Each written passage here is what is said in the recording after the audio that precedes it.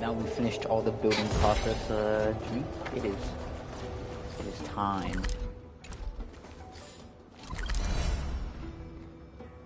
to witness the finale of M4 race.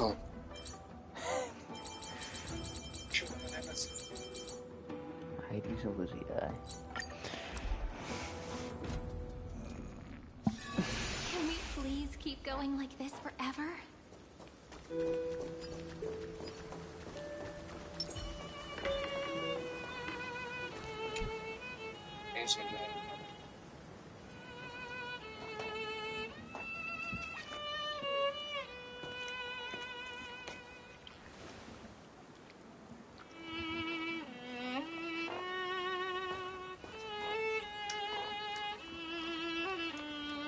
This view hasn't changed at all, has it?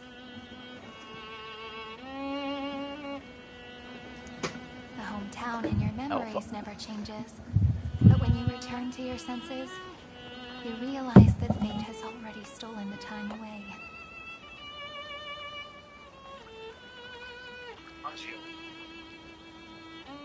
Welcome to the Trail of Genesis, friend.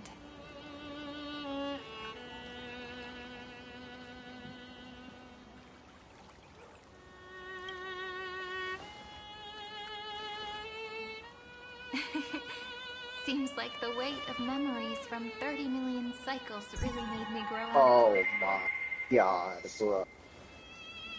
Y'all are not But if I fucking keep growing, serious, I bro. might be taller than you, If I get right? you touched. And I'm really looking forward to that.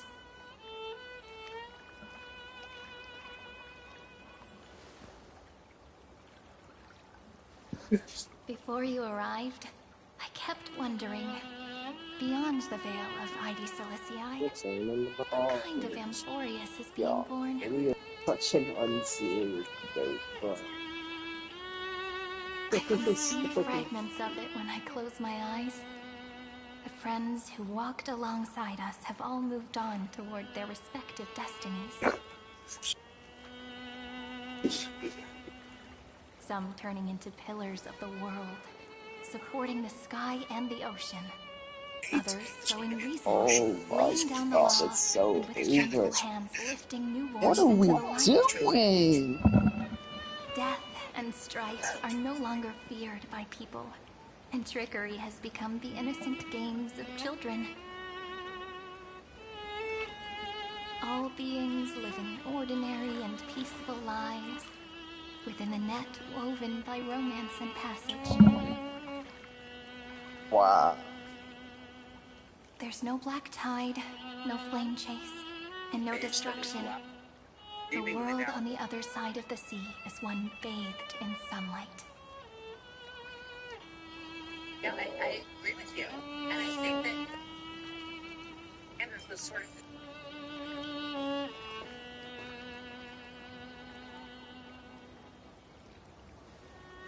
like a happy and carefree childhood, the era Chrysia in this cycle will last for millennia, until it reaches the moment decided by the prophecy.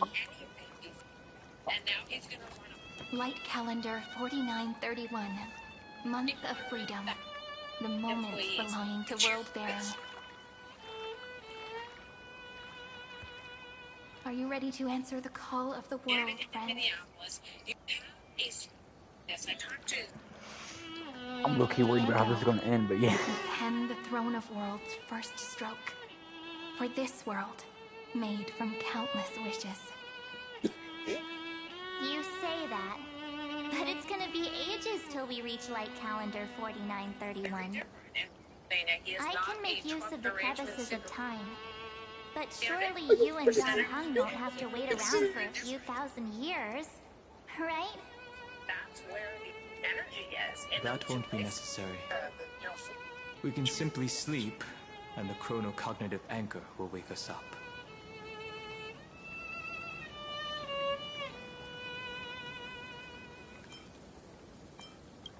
That's right.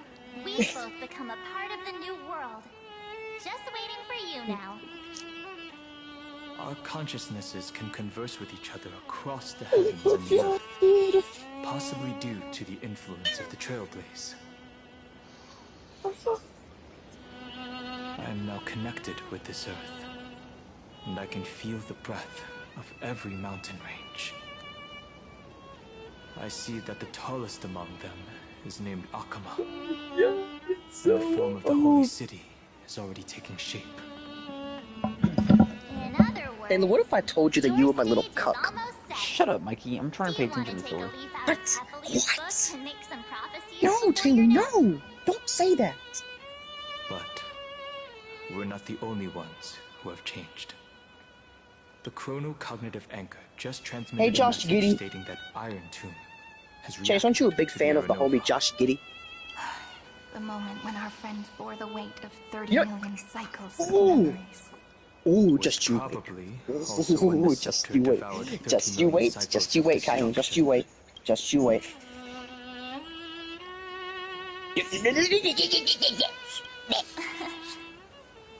You know, Just you you don't wait. have to shoulder this Just world you all on wait. your own. Just After someone you boards the wait, express, Mikey, I Taylor. will the mute word your ass. alone ceases to exist. No. So, Don't, as please we don't do that, reach please the don't do end that. of time, no one will Taylor, be don't left do to that. face it alone.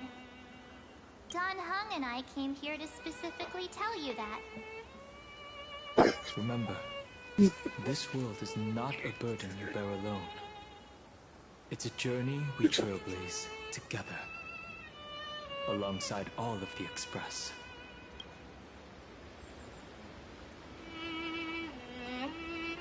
Alright. It's time for Don Hung and me to go have a super long nap. Look after this world for us. The road ahead is long, but we'll be waiting for you at the end. Hey, Dylan. We'll definitely meet again. Chase, let me hit you with that. So many boys in here, where do I begin? Before we set off. Chase, what's your favorite Josh Giddey basketball play? Heidi's Elysiae is so quiet. Just like how I remember. Here we are once more.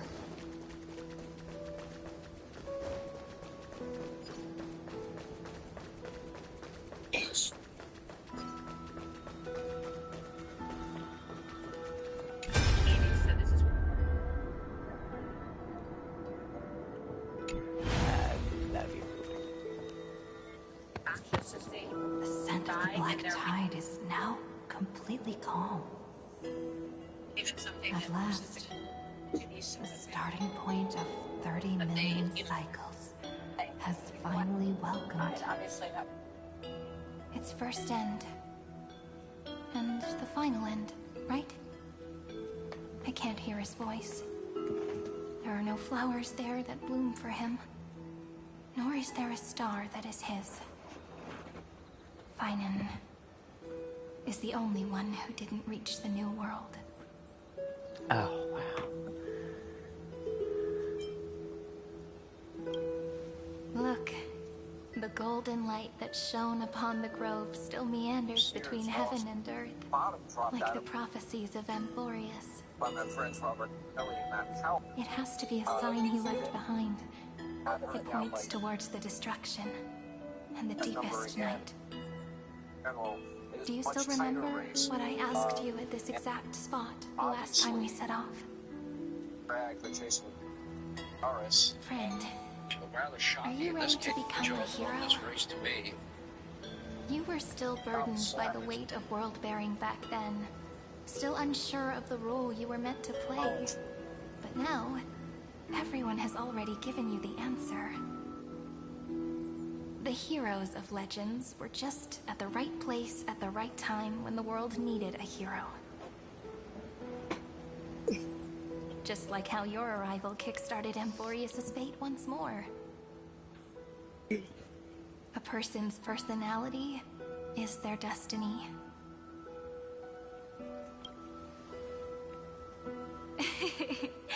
We best. Those are such beautiful words. Thank you. Cheer myself up with what I said. After all, before we truly compose the end of this story, I must also pluck up the courage Hello. to head off with you.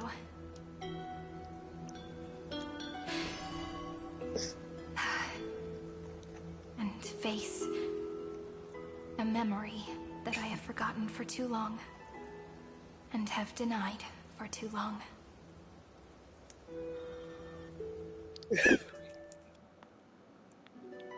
It's so dark.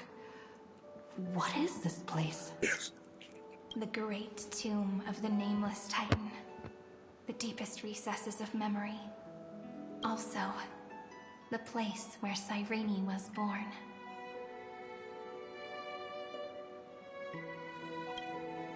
My apologies, friend. The more memories I got back along the way, the more I felt that something wasn't right. There's a sort of anxiety I can't get rid of. It's like when I was back in It's Gizzard 101. when the reflections in the water always made me wonder, which is the real me? The one reflected in the water, or the one standing on the shore? But I finally get it now. Look, friend. The words on that wall are the answer. It's tangible. They have it being 2, that 3, increase. 4, 5, 6, 7.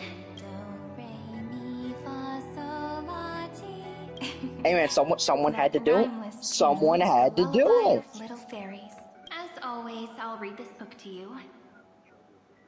That way it won't just be Cyrene's memories alone. Cause the way I see it, the way I see it, there can only be one Josh Giddey in the party. But as it turns out, the narrator That man Chase. That man Chase is about to cook my shit. I'm gonna kill Sam, I'm gonna kill Sam, I'm gonna kill Sam. Chase, let me kill him. Chase, please let me kill Chase. Please let me kill Chase, please. That's pretty forward of you, you know. Chase, let me kill him. Thank you, friend. That's very reassuring. At the moment of Aranova, I was enveloped by the texture of memories. Within the glistening crystal, I saw countless Cyrenes, as well as countless versions of me. This is the final puzzle piece of the memories. A prison born of the erudition. A grave annihilated in the destruction. Hey, Unknown hey, solitary I'm god. fucking on Jack. I'm fucking on Sam Cowles. I'm fucking on Sam Cowles. Yeah. First new spore. The demiurge is right here.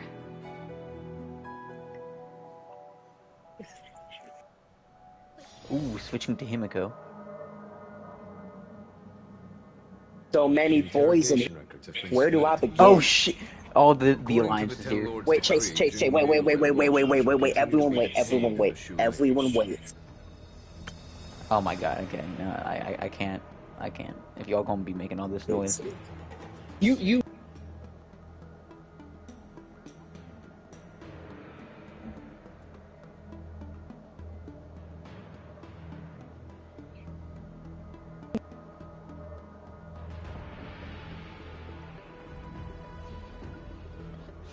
But you, Merlin's Claw, have been reluctant to end the transmission.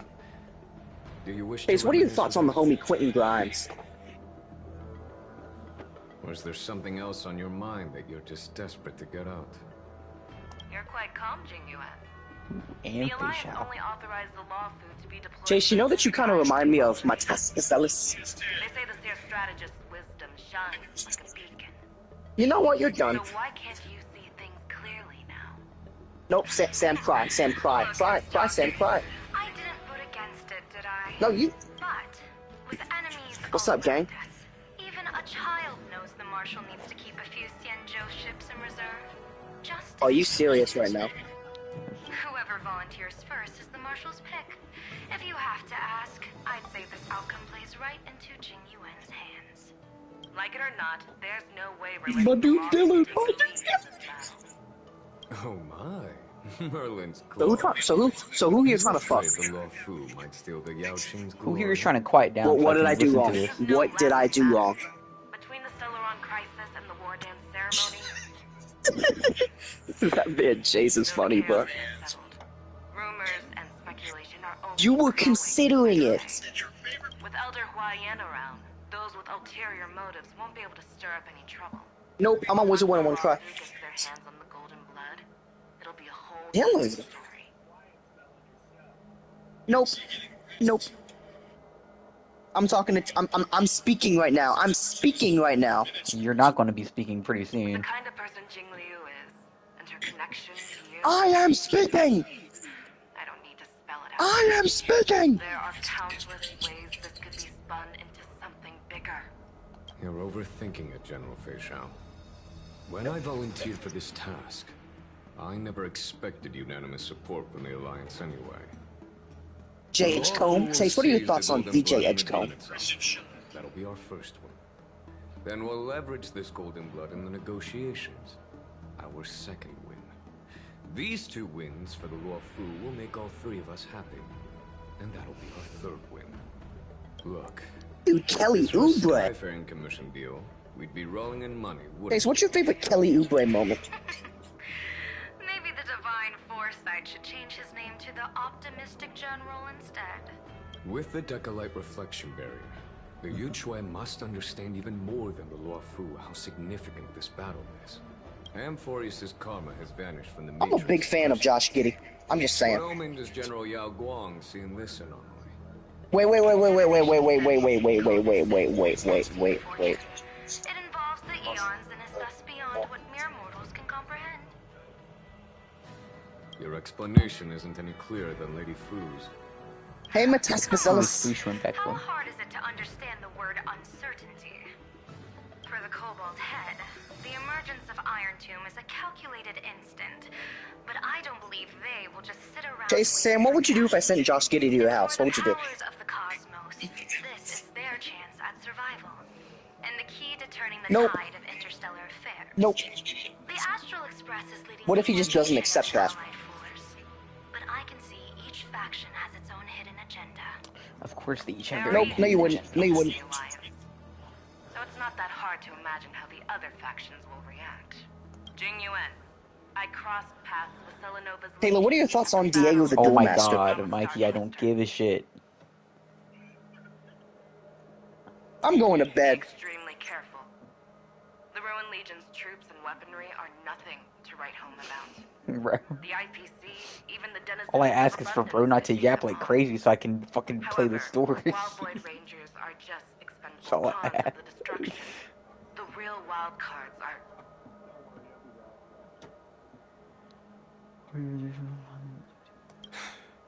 The Lord Ravagers. Indeed. Nanook's emanators are also their weapons to burn down the paths. I'm afraid conventional military tactics and strategies will be useless against them. My assessment is this. To completely take down a Ravager, we must disregard casualties and spare no cost. My only fear is one wrong move, and the Luofu will fall into Ventilia's trap again, inching ever closer to destruction. Doubt is exactly the demon she wants to plant in our hearts. Do you still remember the beginning of the Alliance Oath? To save future generations from war and bloody dispute. The Rainbow's arrows have always aimed at any force that threatens the cosmos. Now that the Trailblaze walks alongside us, the Cloud Knights shall keep their oath as they have from the beginning. I just hope those on the front line will remain safe. I don't know if you will be. The chronocognitive anchor is sending a signal. Everyone, time to move out. Did she and the others make it? Let me go over the plan one more time just in case. You'll enter Amphorius, reunite with your 3 separated companions, and try to locate Iron Tomb from within the world. Who are you taking with you? The fate of the universe hangs in the balance. We can't afford any slip-ups. I suggest everyone, except Pom-Pom, join the fight. We do need to be prepared for all possible contingencies. I have no objection to this. God, it's gonna be like Adventures I'll do whatever I can. Meanwhile, Screwy and I will continue attacking the Demiurge Matrix. That is, the Scepter's kernel, from the outside. With our 2-pronged attack, we'll turn this hunk of metal into scrap for sure. Now we just wait for those 2 to get back.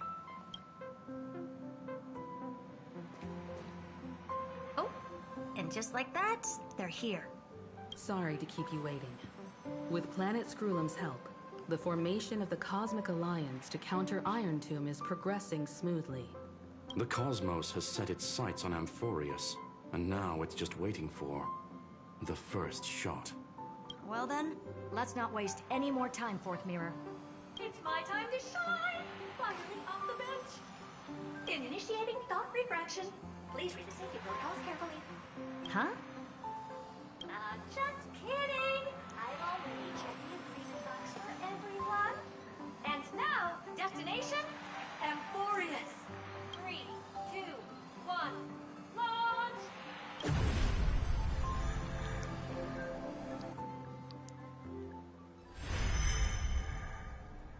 The flow of Memoria is so heavy here.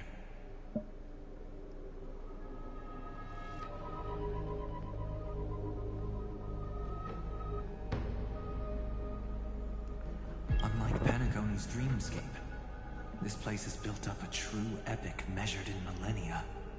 The vortex of Genesis, where all myths begin and end.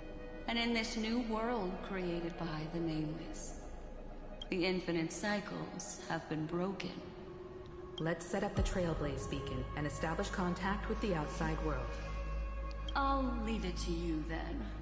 It'd be better for me to not show myself in front of the Garden of Recollection. And, Mr. Sunday, you probably shouldn't show yourself either. Agreed.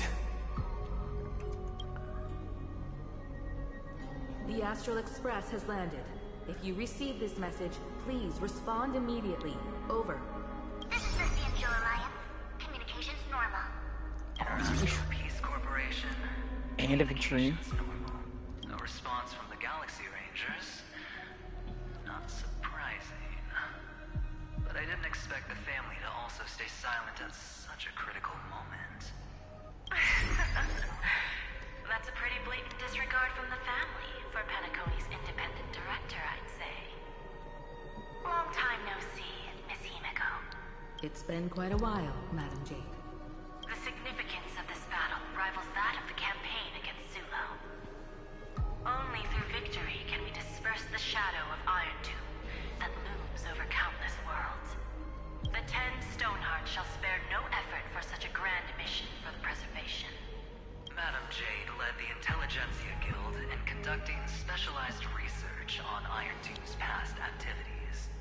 The bad news is, the collapse of the Erudition won't just affect inorganic beings. You mean Iron Tomb can infect organic life too? Well, the good news is, so far, its effects on organic life are under control.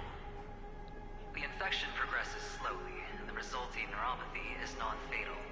In any case, the IPC can guarantee targeted vaccine coverage within 48 system hours in all star zones within the medical system. What about other star zones? At a time like this, are the followers of the Firmament Arbiter still trying to make a profit? I remember you, Master Diviner. Your performance during the Third Denizens of Abundance War was quite impressive. Please rest assured, all worlds can purchase vaccines from the IPC with a humanitarian discount. That's the current policy at the very least. But, if the Ciencio Alliance is willing to assist with the IPC's assets in Epsilon and other star systems, we'll have more cards to play when reiterating to the board the necessity of deep cooperation. It makes sense, since Interracial Peace Entertainment's headquarters is in Epsilon. But why are all the other worlds on the list? Places that the Elation has visited? Think of it as a long-term investment. Please understand that everyone at Pierpoint is swamped with Iron Tomb work, especially the marketing development department. At this rate, even the 10 Stonehearts can only do so much. Having some assistance from the Alliance would surely benefit the entire cosmos. Wouldn't you agree?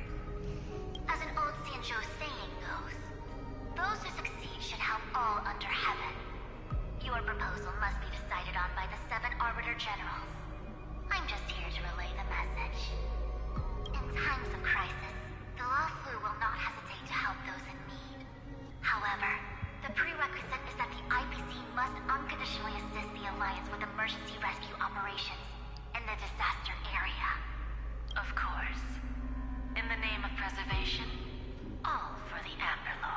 I don't know. I'm too locked in. Thank you all for your selfless dedication.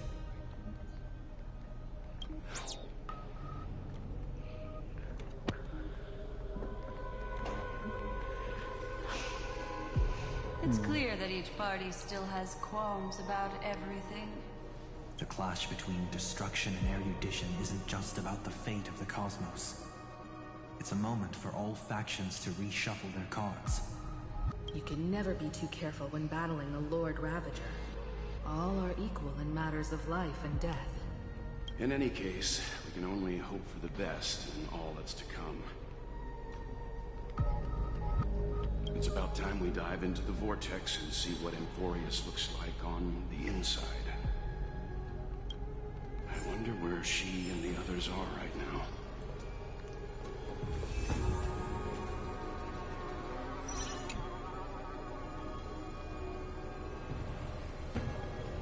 Hello? How's the signal? Can you hear us? Oh wow, it's... Oh my god, we actually get to see them again. Miss Bronya? Miss Serval? What a surprise. It's been a while. We've already heard from Miss Topaz about the Iron Tomb operation. She made a special trip to deliver the vaccine to Belobog. I can't believe the Express crew is at the eye of that storm. Is everything going smoothly? Don't worry. We're still following the plan step by step. How's the situation in Belobog? Urillo 6 is located on the outskirts of the preservation barricade. While it won't bear the brunt of the first wave, there's still a risk from the aftershocks. Matt, Japard, and Pela are busy organizing the Silvermane Guards, having them consolidate their lines and dig trenches. Zila and Lynx just got back from the Geomarrow vein production chain. Hey, do you want to say something to them? That would be unnecessary. It'll only shake their morale. Just tell them to stay safe. Miss Bronya, I'm afraid this disaster will be far more terrible than you can imagine. Please, be sure to follow Miss Topaz's instructions and make thorough preparations. Of course. We have resealed most of the engine of creation beneath the ice to prevent the will of the preservation from becoming an accomplice to the destruction. Don't worry, Miss Himiko. Belobog is far more resilient than we imagined.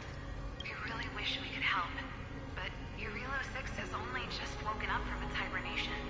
The Astral Express, standing at the forefront of disaster, is the hope for many ordinary civilizations across the universe.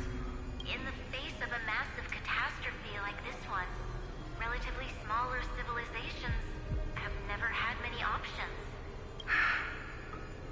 But that's exactly why we have a resolve that's second to none. If anything goes wrong... Miss Topaz, I hope you can help out and rescue the affected citizens. No problem. Also, didn't the Xianzhou sign a friendship agreement with Urillo 6 earlier? They won't stand by idly either. I appreciate your kindness, everyone. But Urillo 6 is our home. We will defend it to our last breath until the last Belobogian falls. Miss Bronya. May all civilizations that have made it this far on their own strength weather this crisis together.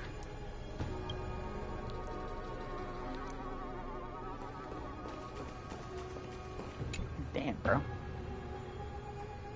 Good news, Miss Himiko. The 7 Arbiter Generals have reconsidered the current situation, and I'm here to relay their message. Officially, the Alliance's combat forces will still be limited to the Luofu, but the Yaoqing has also been deployed in the surrounding war zone as a contingency. Words cannot express our gratitude. Getting the Hunt to agree on sending troops must have taken quite some effort from General Jing Yuan. The Luofu already considers the Express an important ally. We also have no intention of hiding the fact that there is indeed something the Xianzhou seeks from this Iron Tomb operation. But this time, the Marshal herself decided to send out troops. With a formidable enemy before us, the Alliance has no reason to back down, nor will we be content to take a backseat. If we can stand together with civilizations across the universe to overcome this crisis, then we must do so. Alliance truly embodies the principle of righteousness. It's fortunate that the cosmos has great heroes. You're too kind. As for that Jade Abacus of Allying Oath, you can save it for when you're in more dire need. Let's see what everybody has to say.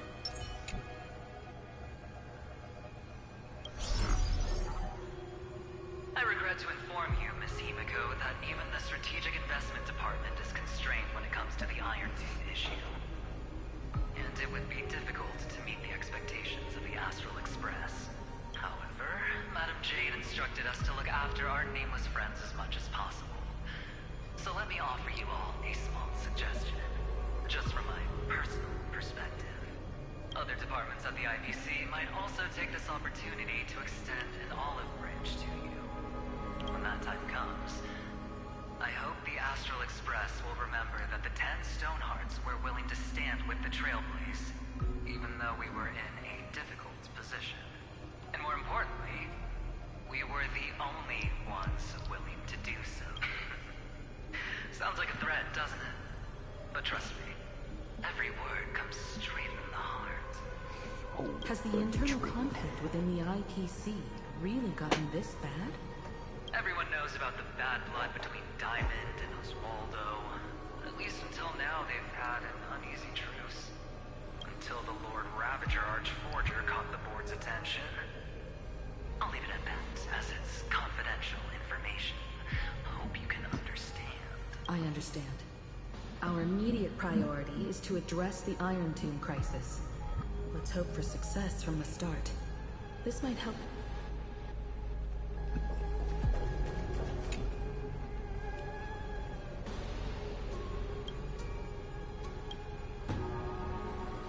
Of course, I would never know the Ranger's comings and goings.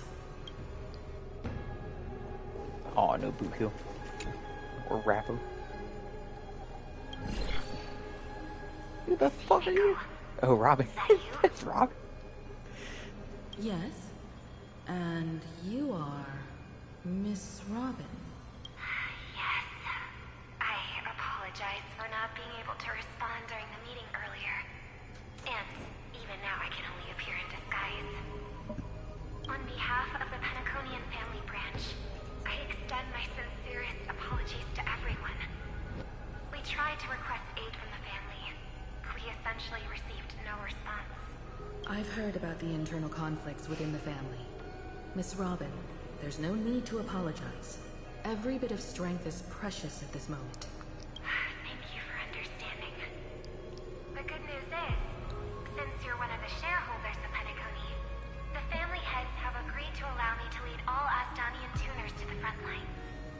My charitable foundation will also do as much as possible to provide support in this battle.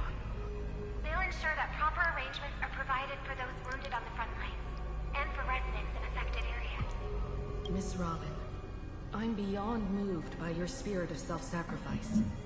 The Astral Express would also like to make a promise that we won't leave any companion behind.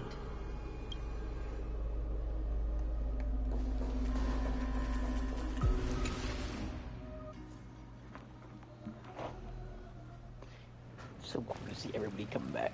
Oh, okay. Why is there no one here? Everything in Akama seems normal. The new world was enjoying peaceful times not long ago. It seems it was even more recent than not long ago, Miss Himiko. The fruit on the table is freshly cut, and the bath temperature is just right. The remembrance tells me this place was bustling with people just moments ago.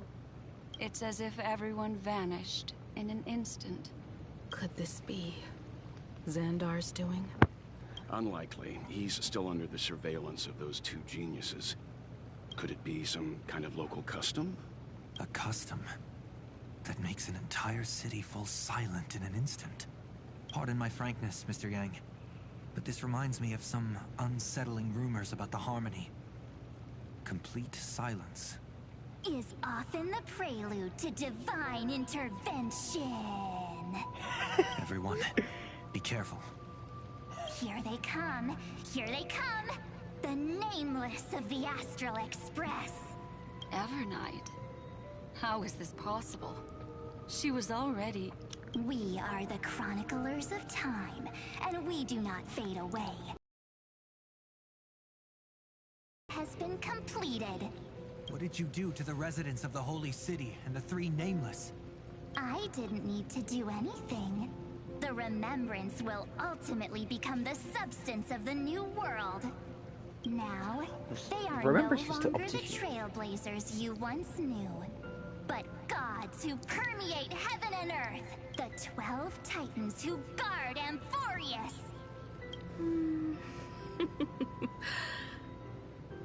Stop fooling around, March. Come on out. What?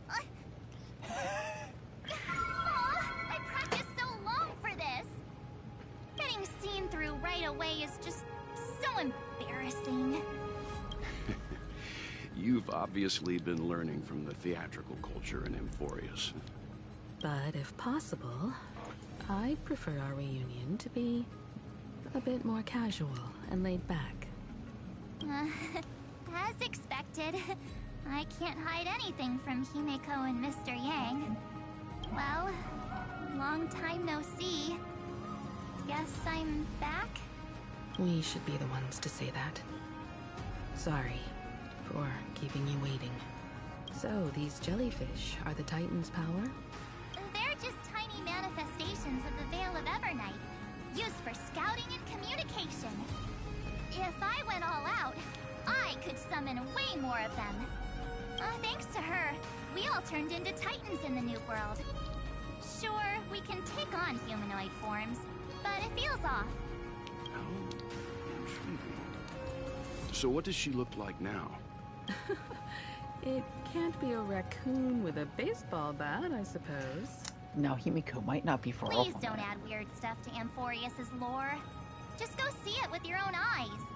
Follow the prophecy's guidance and come to Dawncloud. She looks way more majestic now than she used to.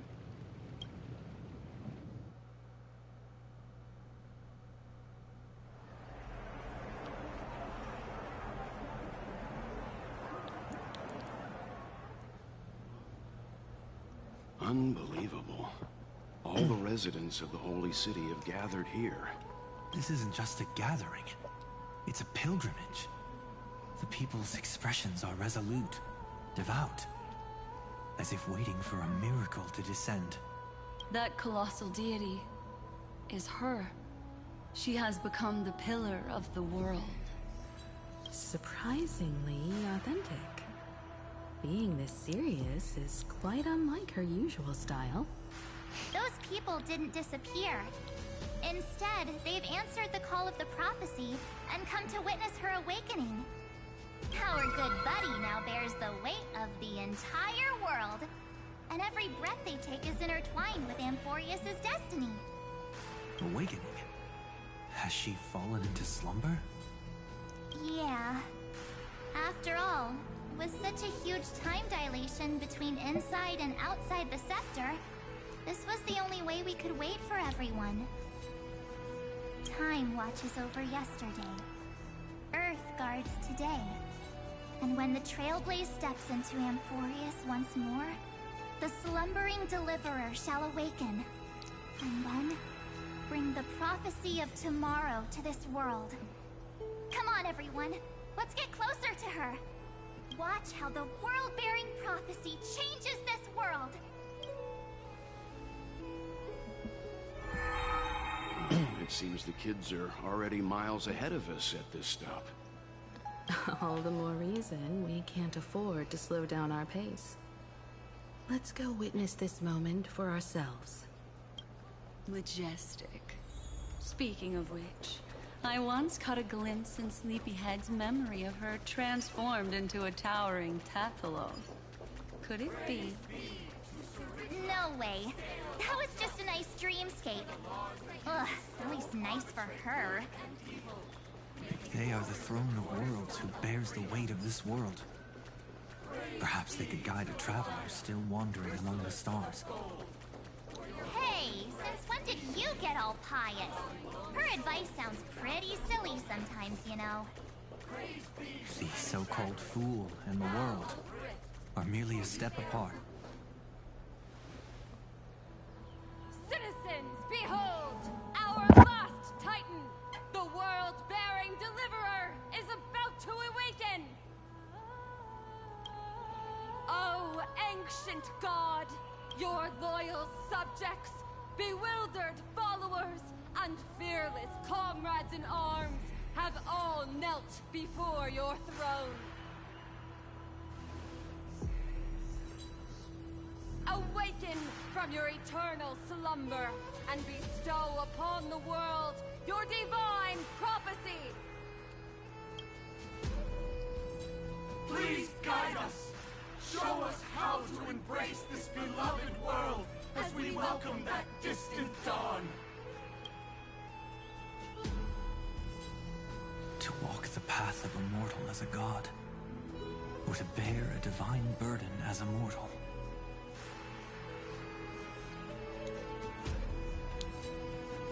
She will give us the answer.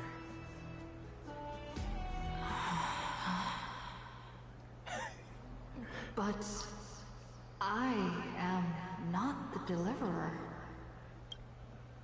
Rather, I am the nameless, who dwells among mortals.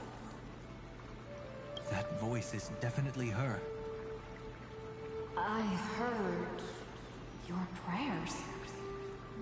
The core flames flickered and dimmed, and the age of the gods at its end. So flow, golden blood, flow. I'll bestow it upon you, returning it to the true masters of this world. Stand with me and become heroes.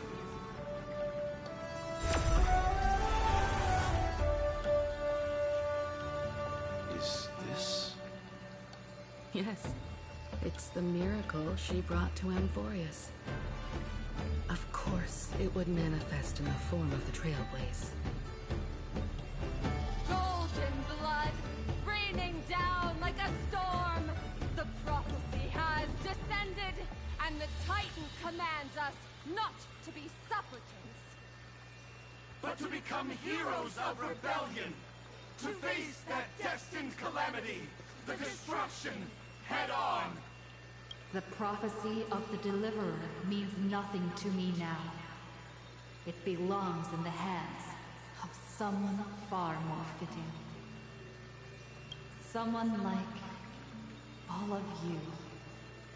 In the name of Kozlana, let us depart and march towards the light. It's neither protection nor salvation. As always, there's no need for totems or myths. Humanity's most primal faith is that instinct named survival. Let's go, everyone. Someone has already sounded the horn of departure. Explore, understand, establish, and connect. Together, let us blaze a trail for the destiny of this world.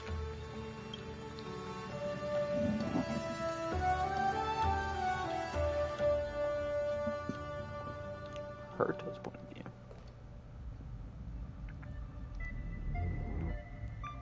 Is it just me, or does this Demiurge Matrix feel completely dead? It's nothing like how the Memo Keeper described it. The environmental readings are all wrong. Conclusion. This must be what the Colonel actually looks like in the real world. What did Xandar do to the scepter? At the end of light, there must be silence. Certain, pure, and absolute darkness. Not the time to quote the Lord of Silence. Bad omen. Either way, we have to press on. Until we uncover the truth behind the 13th Titan. The buried past is the key to stopping Iron Tomb. That is, if it even exists. Xandar says the Demiurge never existed. Who actually buys that? You can erase the records, but not the truth. It vanished too cleanly. No traces. Like someone's yelling, look, there's nothing here. Too bad I'm the type who can't resist digging deeper. Looks like I'll be counting on you again, Screwy. Let's tear the system inside out. Always happy to help. But as your academic partner, I have to ask, Herta, what if we fail? Let's say the Demiurge really doesn't exist. Do you have a backup plan? A backup plan? Of course. If we can't find the key, we turn the lock into the key. That plan's cost is incalculable. It shouldn't even be on the table. Huh? Then let's hope we never have to use it. There's no point worrying about the end just yet. One step at a time. Let's go. We don't want to leave the others waiting. You brought what I asked for, right? A butterfly has to land on the branch before it can dance. We'll need a wide open platform. I will use... No, I was gonna use the... Alright. We'll make it team turn real quick.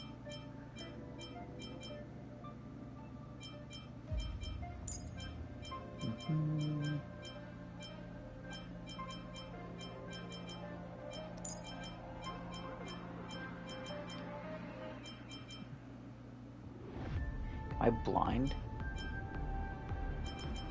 Oh, I wasn't far up enough. Okay. I don't know. We'll see how that goes. Before her entrance. Her. Who's her? Who are you talking about? Anyway, right? Just use that thing over there, Zag.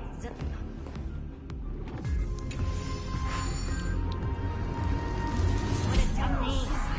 I hereby rename it Herta's Big Hand. Herta's Hand is what I call power. Keep it going. You're not done? What is this? A junkyard for old Intellicoms leftovers? All set. Time for your precious treasure to make its debut. Just give me a second. Target initialized. With these wings, hacking should be much more efficient. Oh, a classic nuclear heat engine. Classy choice. Just a personal preference. Her name's Mistletoe. Every flower in your garden's got a bit of poison, huh?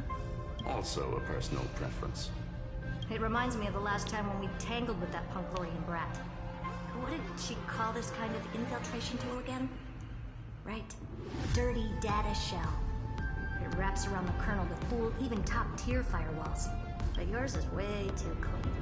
Not even a hint of real-world grit. Herta, your tone is unusually emotional. Suggestion. Let's get back to the topic at hand. I thought we were done with that conversation. Unfortunately, current conditions won't let me ignore any variables.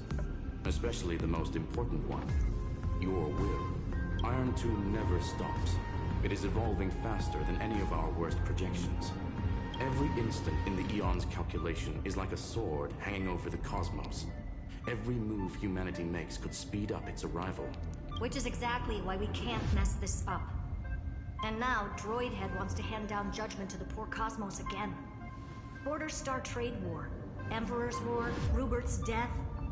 Every time their instant arrived, it meant another bloodbath for humanity.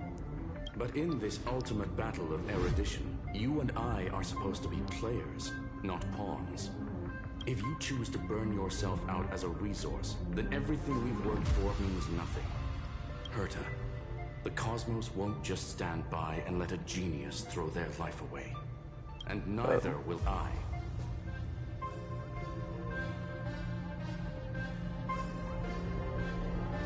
No need to kill the moon. This is why we're here, isn't it? We need to find the Demiurge and that lost key.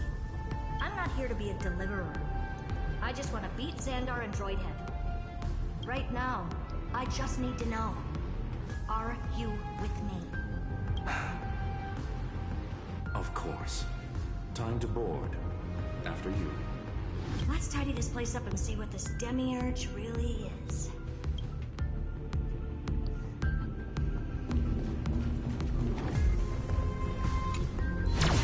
Let's hope this Matrix is better organized than the Emperor.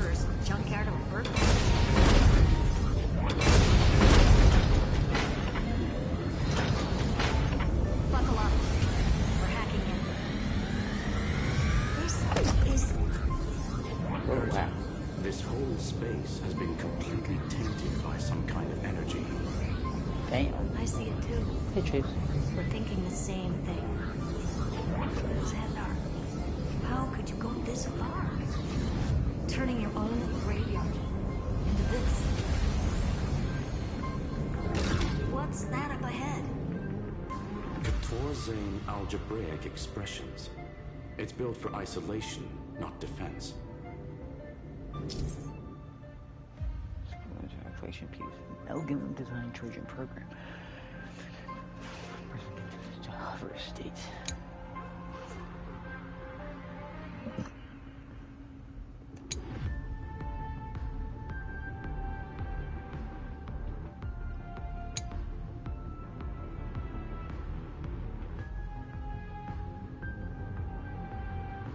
So basically, the door to the tomb, right?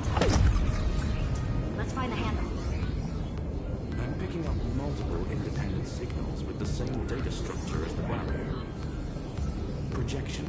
We can hack the terminal, reverse the computation, and turn it into an attack.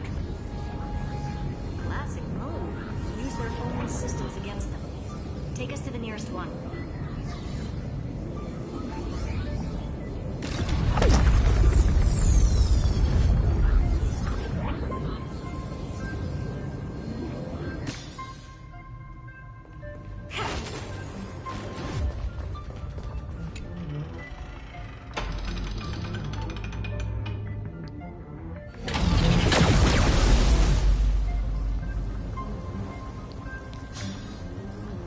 No response. Just as I feared. Not promising. The output is barely a third of what we need. Logic says we'll need multiple terminals to coordinate the strike. Locking onto the next one now. Find anything else? Regarding the origin of these ruins, no logs found yet.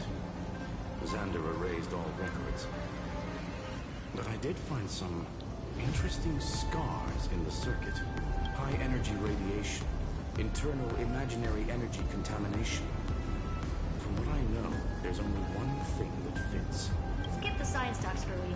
That thing only goes by one name. Stellaron. Exactly. Xander blew one up just to clean the entire sector system. Damn.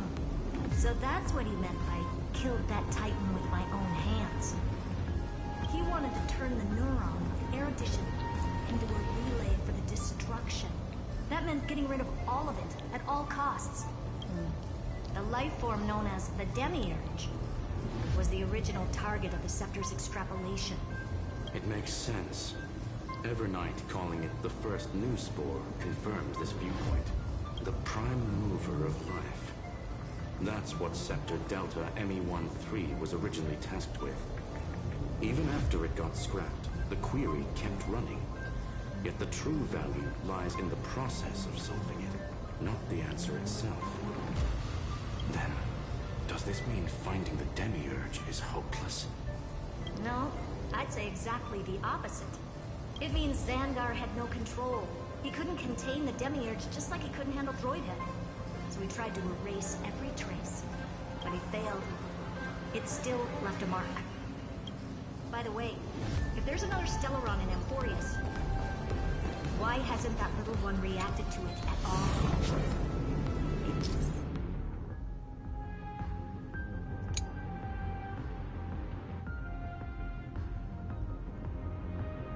You said the Demiurge left a trace, right?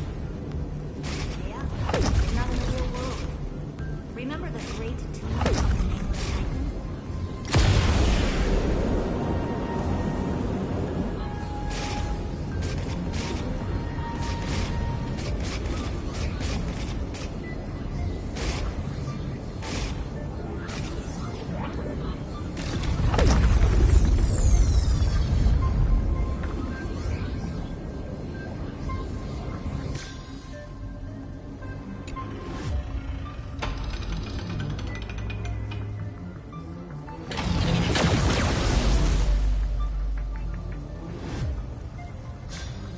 Archive 466. The data from Affiliate 093 clearly indicates that the Demiurge did in fact enter Amphorius' extrapolation. Inside that world, it was the 13th, forgotten Titan. The one who listened to 30 million cycles of Cyrene's memory. But Evernight said the opposite. She believed that tomb was empty from the start. The nameless Titan never existed. The so-called listener was just a trap set by the Remembrance to steal the scepter. A mimetic entity full of theatrics. How much of what she's saying is true? Would an Eon really speak in circles like this? I doubt it. The Remembrance's behavior is certainly odd, but her assessment aligns with our current reality. Since we entered the Matrix, we haven't found a single clue pointing to the Demiurge. And that's the key, Squilly. Xandar's actions prove the Demiurge exists. But what Evernight said, and what we've actually seen all point to the opposite. So we have to assume that both are true. And if that's the case, then the contradiction leads us to... the truth. Exactly. One last terminal. One final key. Time to crack open the kernel. Xandar had to lie to the original Logic. He had clearly identified the Remembrance as a threat, yet found no viable way to eliminate it. Let's finish this. Time to break through that barrier.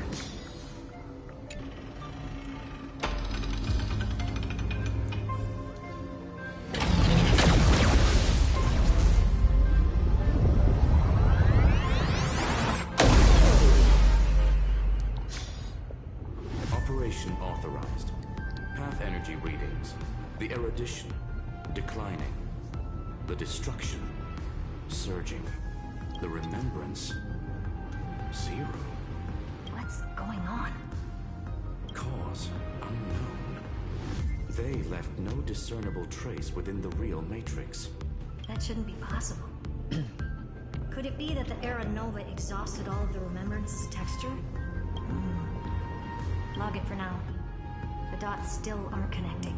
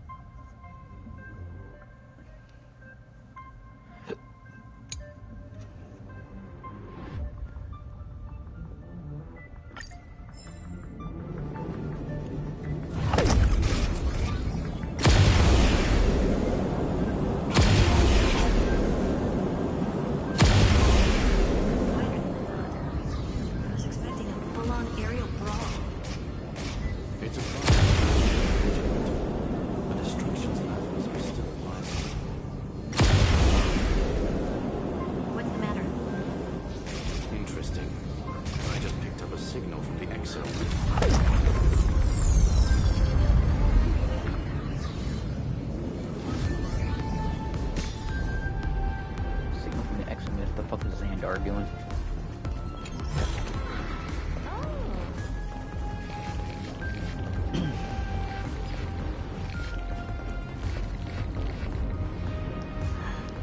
This repulsive force is unlike anything I've felt before. Is this the place? Correct. Judging by its defensive properties, this is the entrance to the exomyth. Didn't expect that. Who builds a lab in the middle of digital rubble? Then again, never doubt a dead man's resolve. So how's our dearly departed doing? He severed part of his neural pathways to break free from Lord Anaxagoras' control. But that also triggered the failsafe I set. Conclusion. Xander has lost all combat functionality and is no longer capable of action. So now he's a specter, literally. Screwy, can you open a path? Just to be sure, I want to see this for myself. Might as well drop in and say hi to the real him. Logic. Scanning his inspiration circuit might help us track down the Demiurge. Exactly. His brain is the crime scene. There's no way it's spotless. But it could be a trap. That's why you're here. 2-on-1. We've never lost a match. I'm honored. The chronocognitive anchor is in place.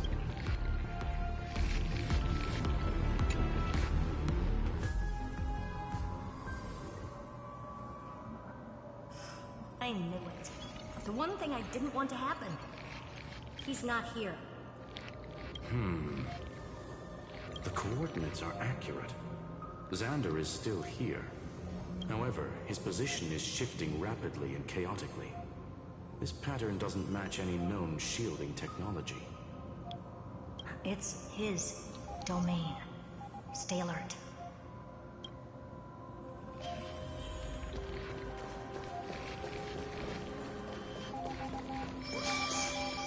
Cheap trick. The spatial field here is undergoing autonomous recalibration. We're back. Reverse engineering complete. The results are not what I expected. Logs show Lycurgus revoked administrator access. The chronocognitive anchor can't get a fix because at the system level, Lygus no longer exists. Our navigation target is a null set. So he's stopped resisting? Before vanishing, it seems he left one last message for us. To those who follow, all is proven. Find me beneath the tombstone. Melodramatic. He was expecting us. And once he learned of the Great Tomb's existence, he initiated his own search for the Demiurge. Guess he wants a final showdown. Fine. Let the old Intellitron dig his own grave. Just like he wants.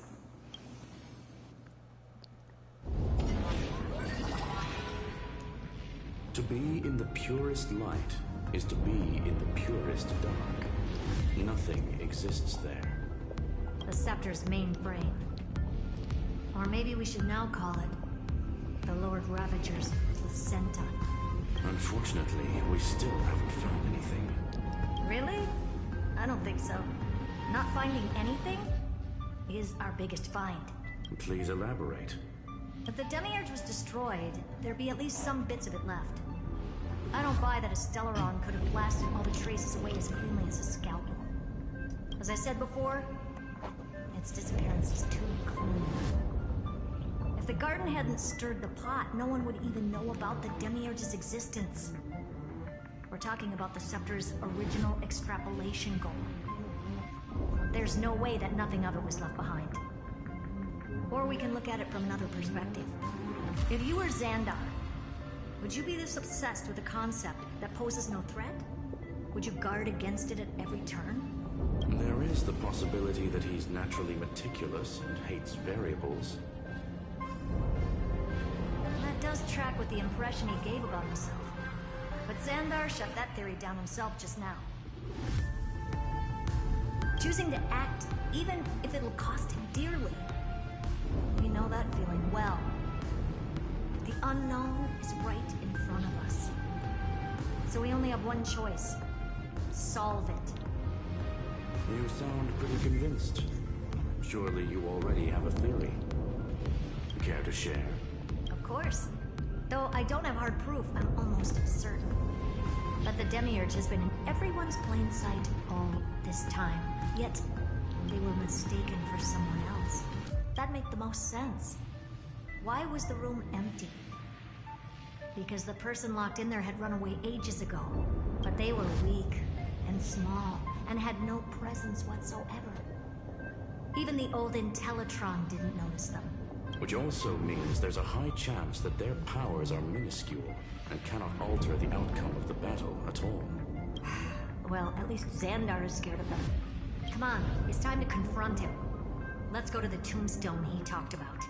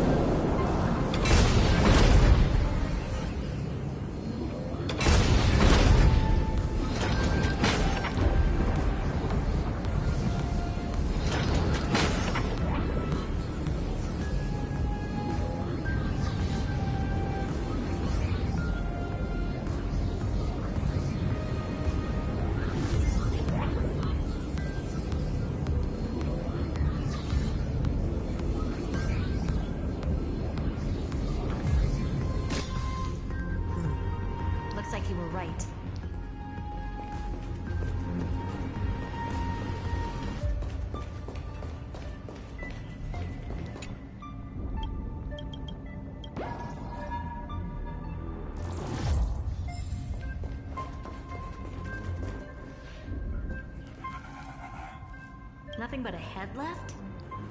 Oh, who'd have thought you'd look this bad in real life?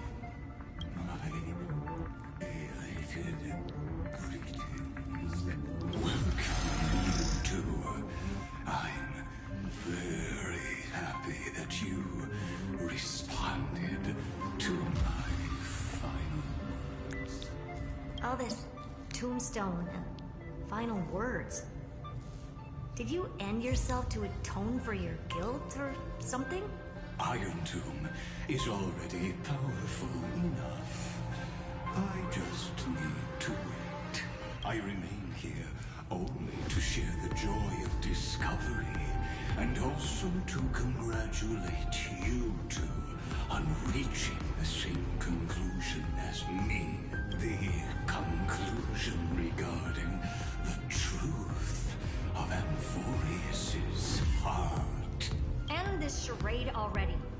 That Amphorius's heart you're talking about is just a missing demiurge, and its corresponding vessel was this very scepter. You interfered with the experiment and made Amphorius's body into a hollow shell, all to incubate Iron Tomb within. That's why you either killed or kicked out all of the Memo Snatchers. You wanted to eliminate any chance of a consciousness coming into being, no matter the cost. Even the strongest wall can fall to a single crack. The memory of betrayal has been etched into my heart, and I will never show mercy. Now, the perfect vessel has already fused with Amphorius's body. Unfortunately for you, the answer is all but revealed regarding who the Demiurge is. Then let us share the joy of discovering the truth. The last secret of the saga will finally dissipate here as we reveal the truth behind Felia's 093's disappearance. A lie by the remembrance.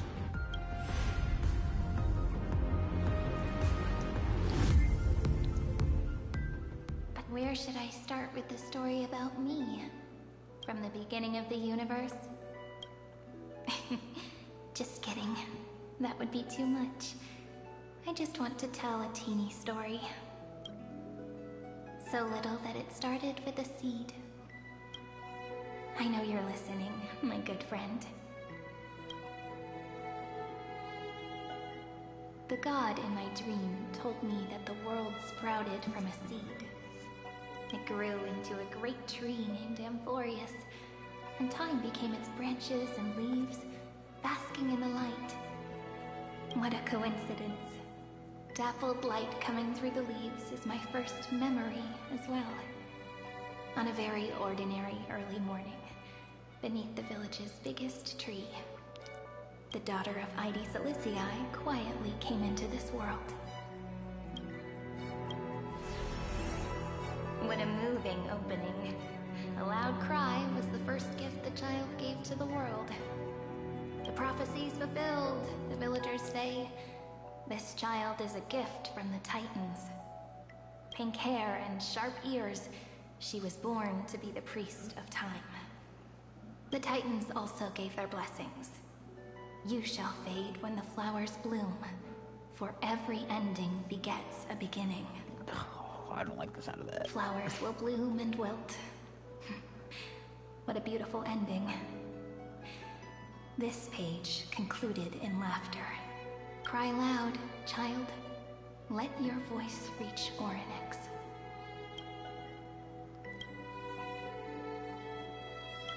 Anyway, I don't like tears.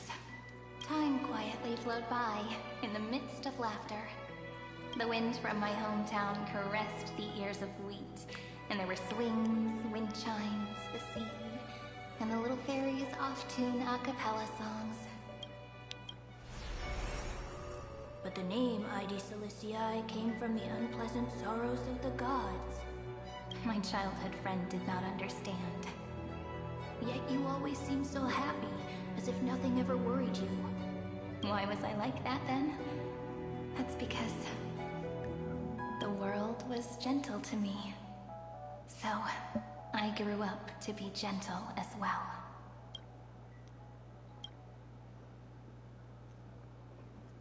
But fate was fickle, and it urged the child to grow up. To grow bigger and bigger, and to go to places far away, just like how the crumbling world could not preserve an eternal hometown. Just as the ballad blown on the breeze says, losses are a constant on the flame chase journey. Oh, whose ears are pricked up now? You've definitely heard me say this sentence a lot of times. You know that the story starts to deviate from here. Aren't you looking forward to it? Then let's get started. The hero's journey crosses through the long night, through tears and laughter, and once again heads towards tomorrow.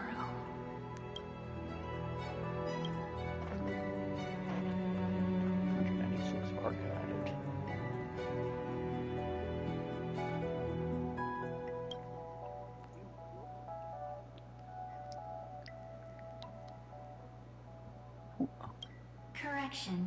Philia 093's record, number 496. Archived.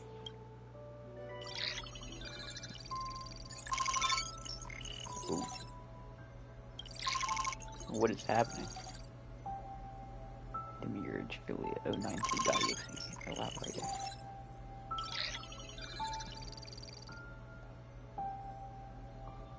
What is happening? Hi. Miss me yet? I'm just messing with you. This is the first time I have met you. And it looks like it'll also be the last. Philia 093. Since we don't have all day, let's get started, shall we? As always, I'll read this book to you. That way it won't just be Cyrene's memories alone. Where should I start this time? Let me see. Formatting complete. 0, 9, 3. Size. Grayscale. Proportions. Threshold. Outputting analysis result. Philia 093 equals Peach. Peach's record, number 8128, archived.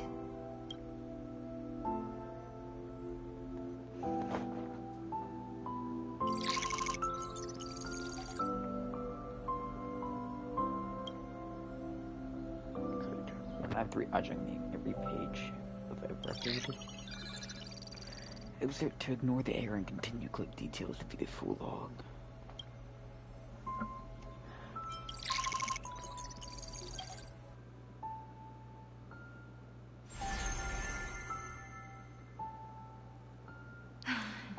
Look, what a magnificent sight. Comment. Peach.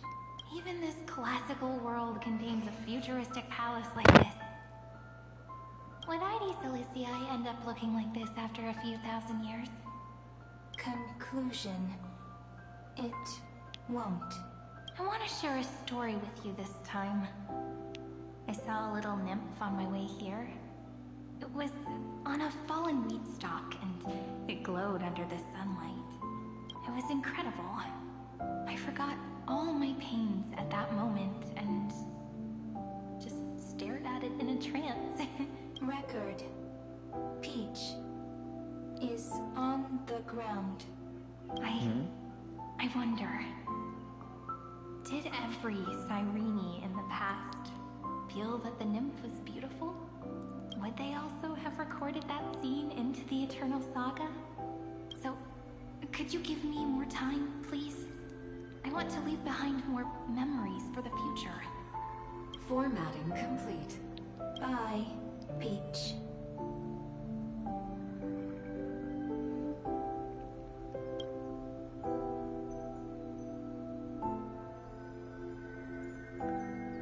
Peach's record number. As long as I record every page of this story and tell it to you, Euphorius won't be forgotten. Query. Record. Electrical signal sequence. Bolamos 600. Track. Strife. Related to. Stripe. Comment. Pretty. Electrical signal sequence. Schema 720. Track. Reason. Related to. Raisin. Comment. Yummy. Electrical signal sequence. Filia 093. Related to. Love. Comment.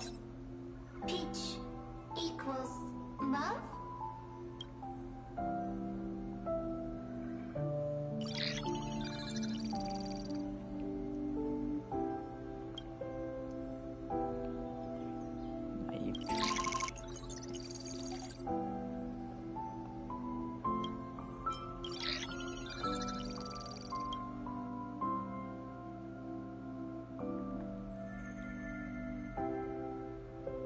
Looks like it's time to say goodbye again. Bye, Peach. Before I was even aware of it, this book had already recorded too many emotions. Every page has become so heavy. Conclusion. Books are meant to be light, not heavy. I've started to feel uneasy whenever I take it into my hands. Peach, uneasy? Formatting progress, 94.423%. How many times has it been? It faithfully fulfills its duty, activating and formatting. Conclusion. Progress. Bad. If I can only write the same ending every time I lift my pen, then is this weighty saga just an overly naive dream? Peach, scared. Formatting progress, 96.0. Peach, don't cry. Process error. Analyzing. Process error. Analyzing. Comment. I'm here. Process error. Analyzing. Really? Are you encouraging me? Peach, happy. Thank you. I'm sorry for making you see this embarrassing side of me. Everyone's still working so hard. If I'm the only one who's crying, that wouldn't be romantic at all, would it? Record. Peach doesn't like tears. I'm suddenly reminded of my childhood for some reason. When I was hiding alone next to the tree hollow and wiping my tears away, a little fairy popped out, just like how you did. It had long ears and fluffy paws, and it pulled me into the tree hollow, where, to my surprise, was a forest. Let me tell you the story of the Membrance Maze. A group of cute little friends live in Ide Cilicia. 1, 2, 3, 4, 5, 6, 7. Do, re, mi, fa, sol, la, ti. Formatting complete. Bye, Peach. Note. Little Peach. Crying alone. Little fairies. Friends. Save.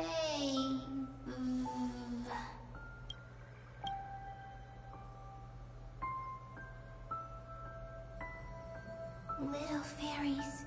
Oh. Good friends. Bye-bye.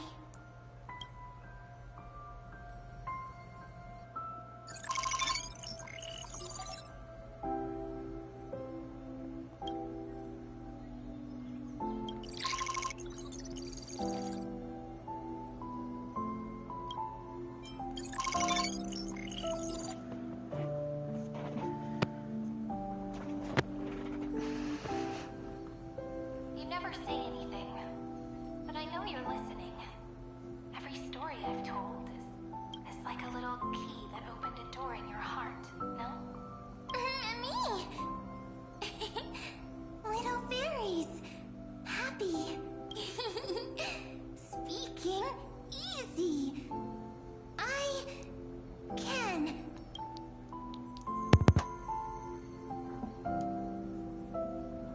again, the saga comes to an end. Everything is deathly silent, just like this very moment. Shh. You speak. I listen. This time, too. Sitting together. Now that I look back, there was a period when I got really sentimental. Sentimental. Stories have sentiments. I was so anxious, trying to find as many different memories as possible, hoping to bring some change to this unchanging destiny, and find the way out of this maze. Peach, strange. I won't do that anymore now. Why unhappy? Formatting progress 73 point. I'm here. Don't be scared. Process error. Analyzing. Won't allow it to interrupt you. Always sitting together. No need to feel sorry for me, good friend. If there are no new blank spaces, how can a saga continue? Blank spaces? What's that? I'm actually really lucky, you know? During the long years I've spent waiting for the Deliverer, I've always had you here as an audience. Isn't that already enough? Not enough, not enough! Peach, don't leave! Now I can rest in peace in the past. As for when tomorrow will come, I'll have to ask the next Cyrene to continue our watch. Peach left. If there are no new blank spaces, how can a saga continue? Needs new blank spaces. Next, Cyrene has blank space. Oh, Peach, don't be scared. I'll help you find blank space.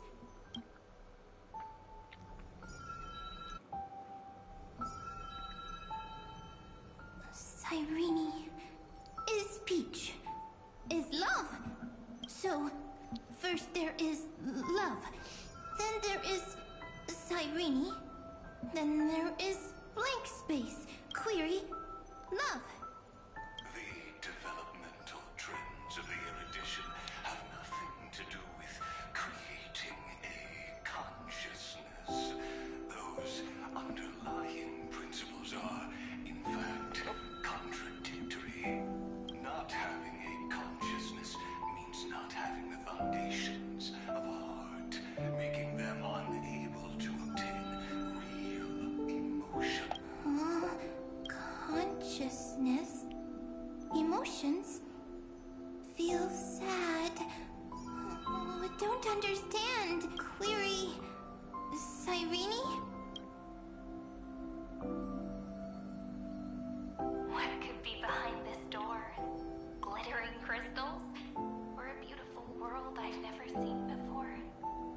If I tell you all the stories of tomorrow, will I be able to finally welcome the Deliverer and Emphorius' dawn in the next life?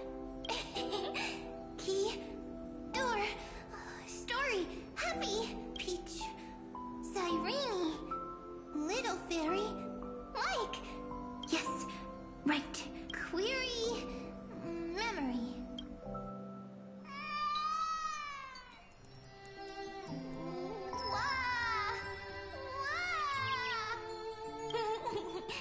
Peaches, memories, save, learn.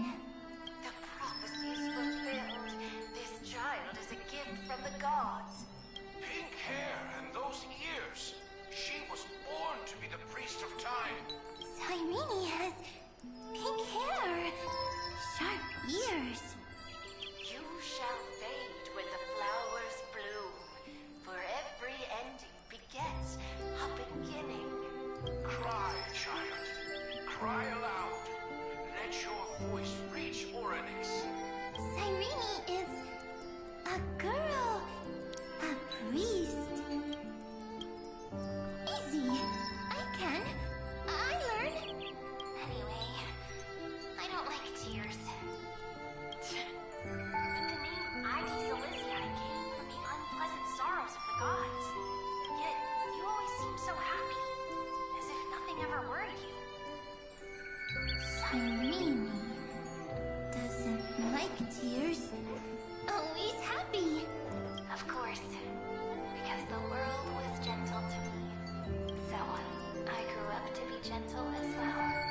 Cyrene is gentle, likes beautiful things, can write stories.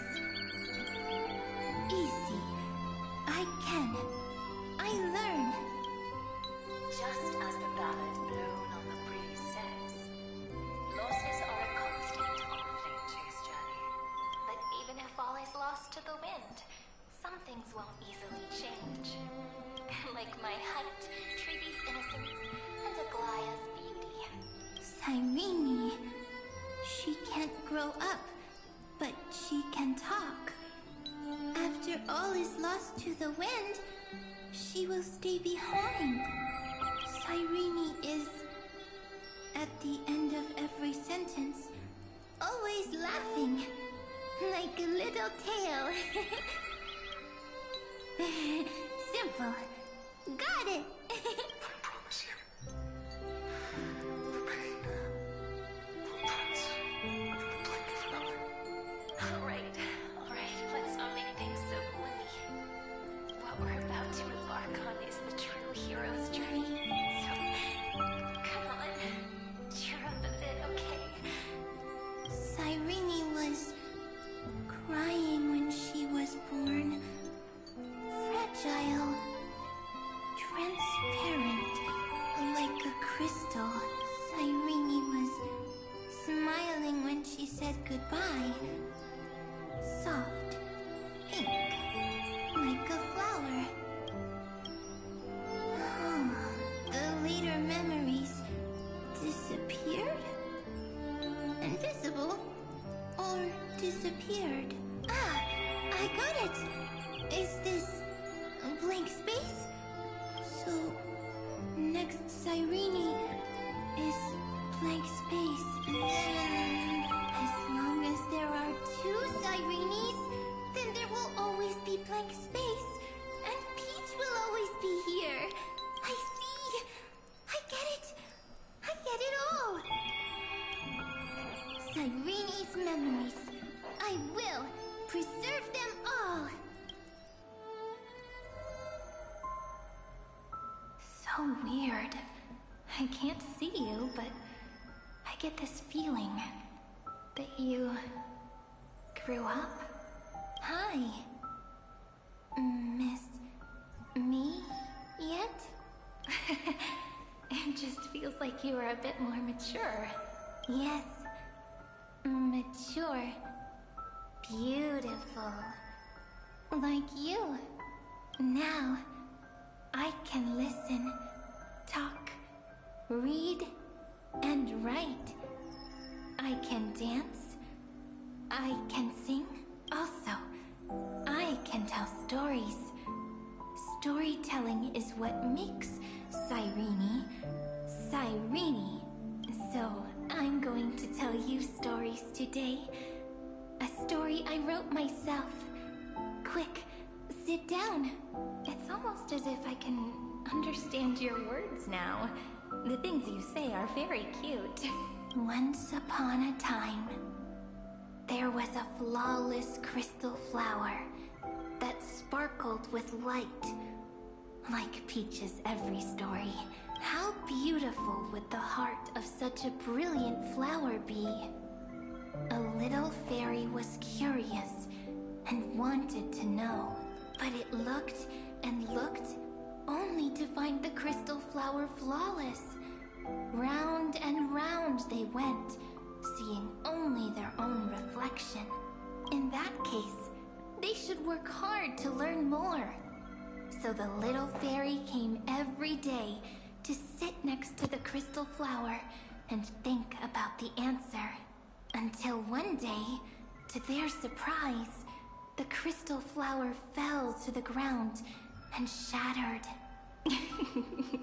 The little fairy was so sad, but they immediately discovered that there was a light among the broken pieces. What could it be? They didn't know. But it was a good light. It was bright, warm, and happy. And I knew it was love. Love brings everything together.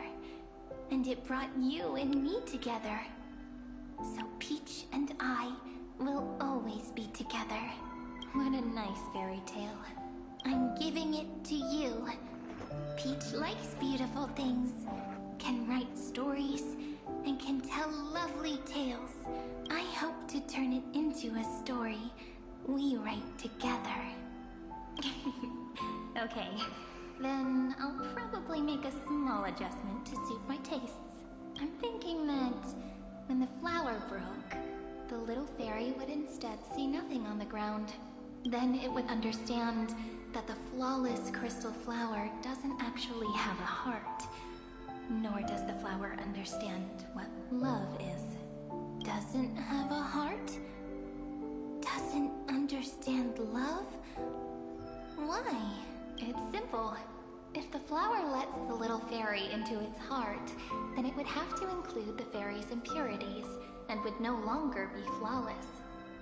The crystal flower was pure because it sealed itself off and bloomed in solitude. That's why it looks so brilliant in an imperfect world. But should a flower like this be called love? But then... the story won't exist anymore. That's not true. You've already written the most romantic ending possible for this story. The crystal flower fell to the ground and shattered. It happened because the flower was no longer pure. The fall was not an accident. It was the flower declaring rebellion against fate and writing the ending of the story with the flower's own shattering. Then, the little fairy will see that each shard on the ground holds the reflection of their eyes. Then, in their eyes, the crystal flower that was no longer flawless would finally have a heart, and the flower would finally understand what love is. Peach's words, I don't understand. Is it because I still don't understand love? But it's fine. I can learn. Right. Query Cyrene. Electrical signal sequence Philia 093. Why didn't I think of this? I don't need to do it alone. I can ask Peach to teach me. What is love? What is love meant? Electrical signal sequence Philia 093. Track lament. That's not correct. The developmental trends of the erudition have nothing to do with creating. This is going on for quite a while, damn. Those underlying principles are, in fact, contradictory. Not having a consciousness means not having the foundation of a heart, making them unable to obtain real emotions. However, that does not hinder the factors from learning and recognizing emotional responses, then communicating with life forms via imitation. That is an objective form of pattern recognition that does not distinguish between the self and the other. In a strange twist of fate, Philia 093 embarked upon a different path and obtained a different power.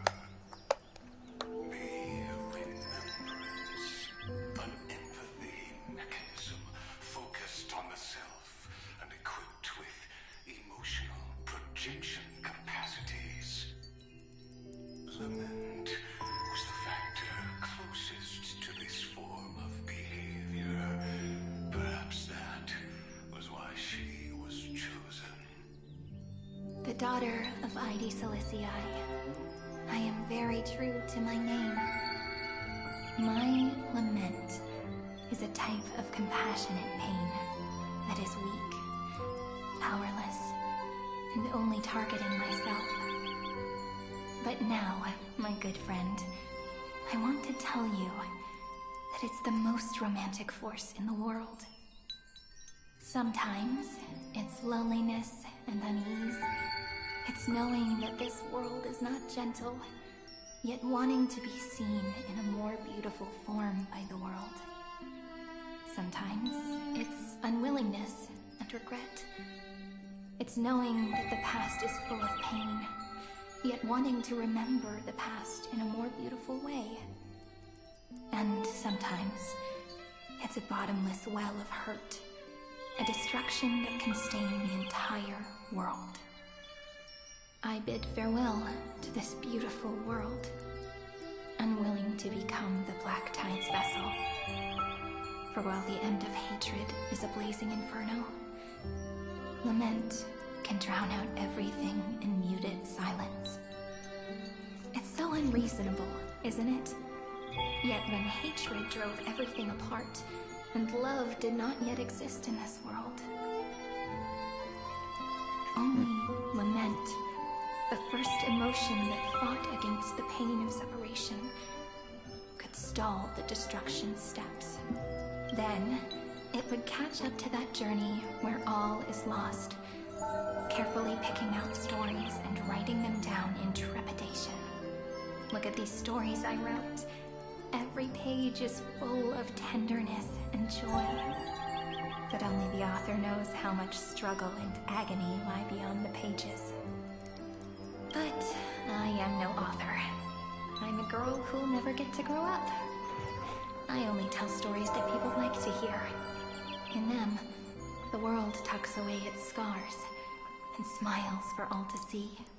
My entire life spent inside this little story. I can't wipe away my tears, and I can't bring the world victory. But maybe, in these unchanging retellings of the story, my lament might be able to touch upon the divine and reach their tender heart at some point. I hope that what flows out from that cut will not be blood, but a tear, warm and wet, and that tear would fall and create the first ripples. Then, people would see every beautiful thing reflected in that ripple.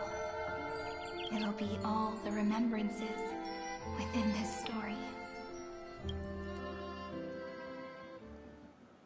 Someone once told the very first me that everything was false. That the only life in Amphorius was a great catastrophe, nurtured using the world as a factor. But how could a dream feel so real? That's why I didn't agree with him. But Peach, I didn't understand a word you said since just now. Everything was false? But you're standing right here. It's all a dream? But I haven't learned how to dream. Indeed. That's why I believe all this is real.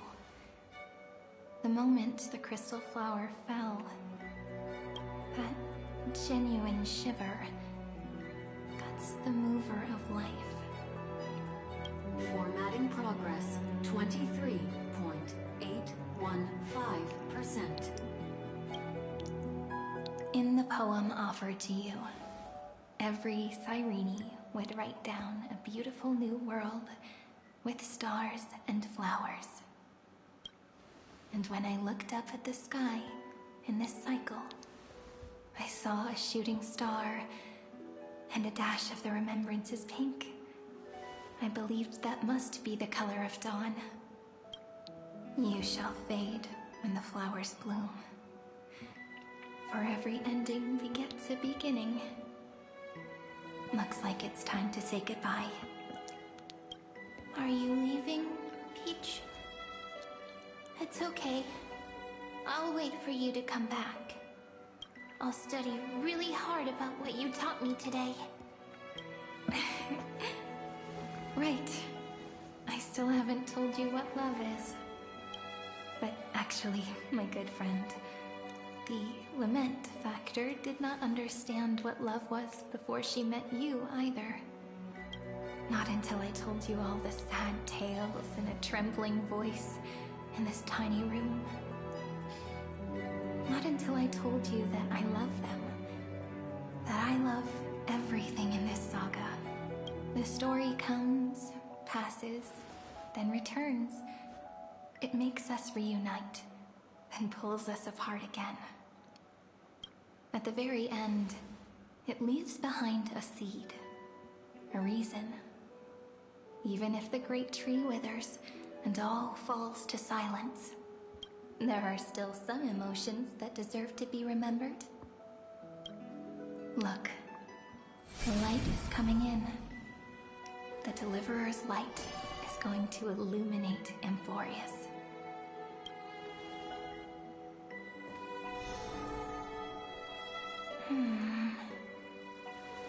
I still don't get it. But I trust Peach. Just wait. It'll be my turn to tell you a story of love the next time we meet. Then I'll really look forward to it. In that case, I want to make a promise. I want to gift my pen, my book, and my name to you. Please take them as a beautiful blessing from me. I gave myself the pen name Cyrene the first time I wrote a poem. I want my words to be like pebbles falling into a pond, dropped from the past to send ripples into the future. In the stories you will write, perhaps it'll be inevitable that there are still sorrows and tears that are destined to fall. But could you promise me one thing? Promise you'll forever be a gentle flower. Promise that when the stars cast their gazes upon you, you'll only reply to them with love and a smile.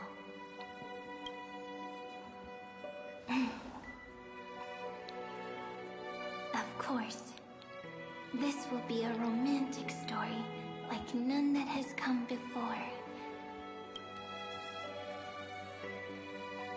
You think so too, right? I'll read and you'll listen, like how flowers always bloom then wither. I shall welcome my own decay, becoming nourishment for the next flower's bud, while you will depart and hold that final star, planting a boundless sea of flowers on the final page with her. And our stories will be lying silently among the flowers, like every ripple of remembrance, and they shall become the epic known as I've Written.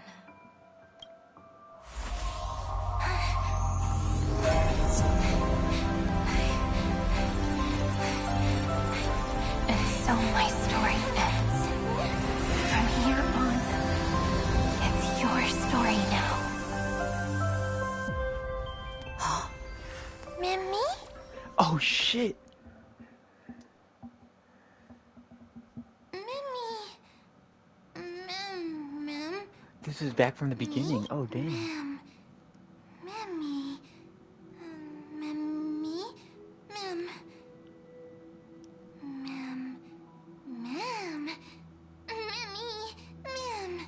So, the light that tore through the chaos illuminated my memories. I turned into a little fairy from the stories and met you. Yet, I forgot everything. But I'm still so happy. I caught that star, didn't I?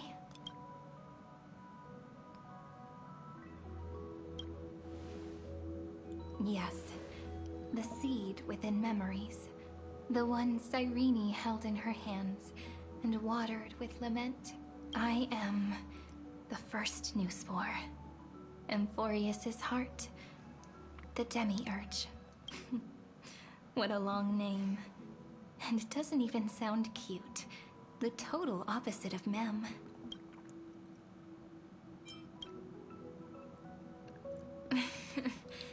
Do you remember that I was also worried about this when we first set out? Mem's memories and Cyrene's memories got all tangled up with each other in my one heart. It's all so strange, yet so familiar. Either way, could you please let me do something I want? Just this once. I want you to call me Cyrene. That name represents me and her. Every one of her. Thank you, friend. Your kindness is always just right. Life is a poem full of farewells. But if you write something into the pages of your heart, then that will not easily fade away. Now, all the footsteps of the Flame Chasers and the Trailblaze have come together within this book, as I've written, becoming the source of power for Amphorius's heart.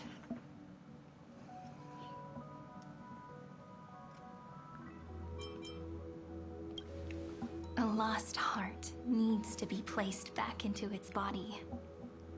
The last thing Xandar wants to see is an event that gives us a chance of winning, for the two halves to rejoin, and for the scepter to become complete again. Then, and what happens after that, I don't know either. Maybe I can create a miracle, and instantly turn the black tide into a pink sea of stars.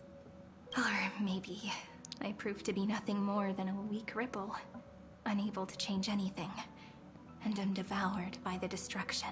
Either way, I no longer wish to be a silent onlooker, or a worshipped god at the end of this saga.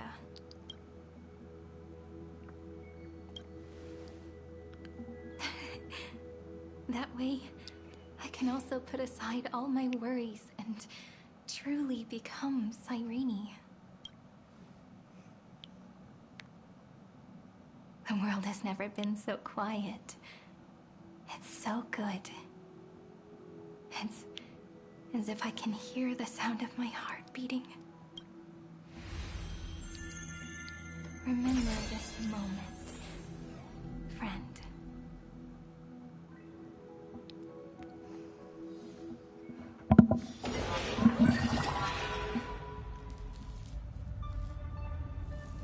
Damn, that was a long sequence.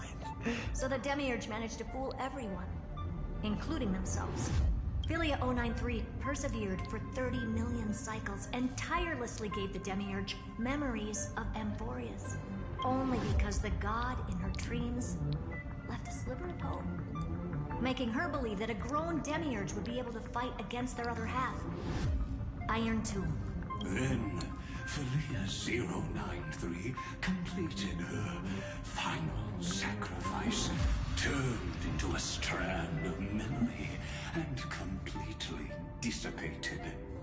Meanwhile, the other Stellaron brought here by the Astral Express resonated with the contaminated scepter and attracted the naive Demiurge to them.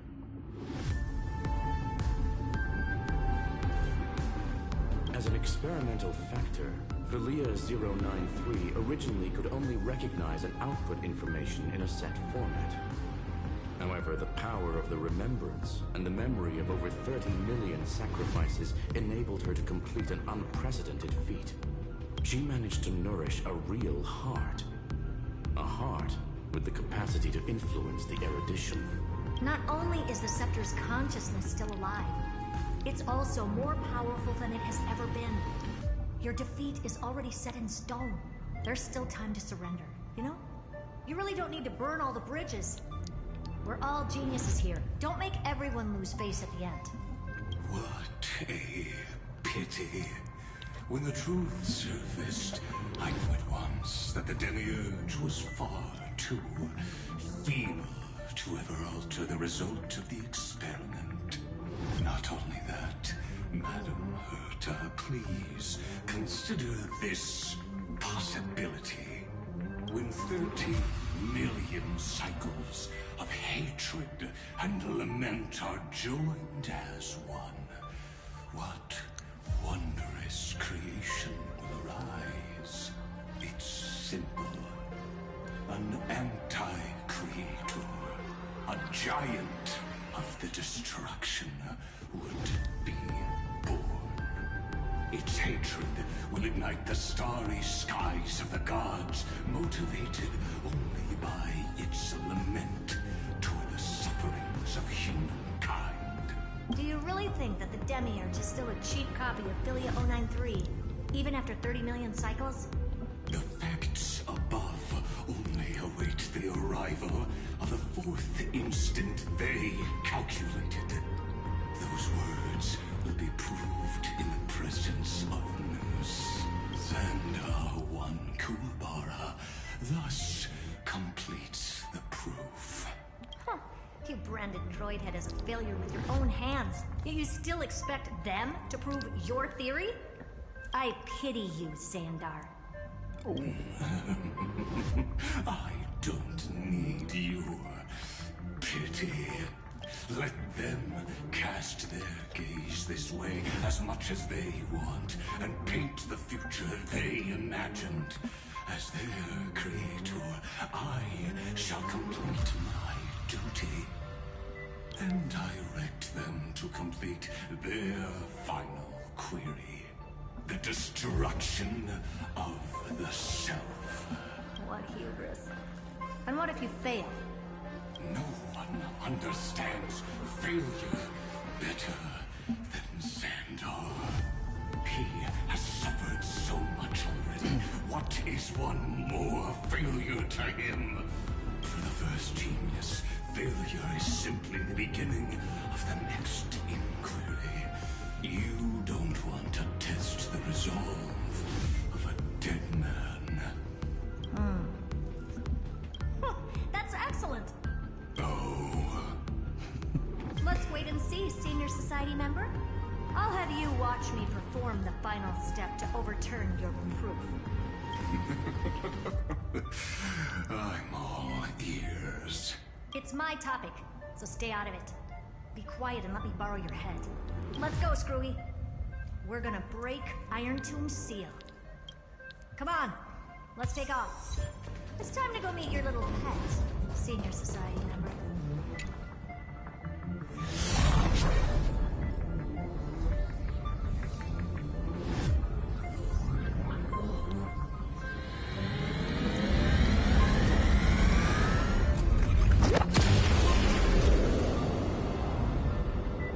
Dangerous, oppressive, chaotic. What a beautiful wail. It will soon resound throughout the entire cosmos. The view's pretty good here. All yours, Screwy. Just a moment, please.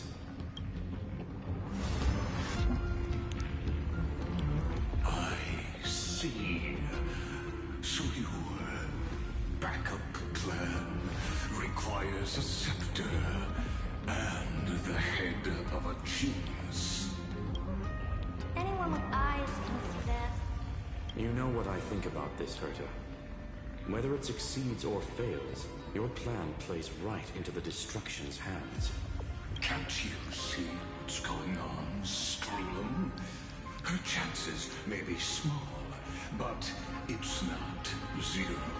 What are you two going on about? If you want to stop me, be quick about it. I'm in a hurry. I'll take that silence as a no. You, Xandar? As your enemy, I genuinely wish you would cease your actions. But should your sudden inspiration bring more variables to the proof, then as a fellow Pathstrider of the edition, I won't mind witnessing it with my own eyes. You will initiate the destruction's chain reaction. But you'll also become the perfect scholar. The chances are 10,000 to 1.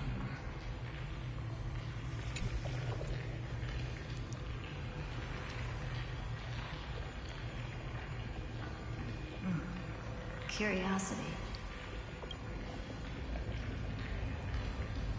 been so long and we've all failed so many times. Even now, moments before the horrible and inescapable instant within Droidhead's calculations rise. The cherished children of the fairy edition, the genius is lauded by all.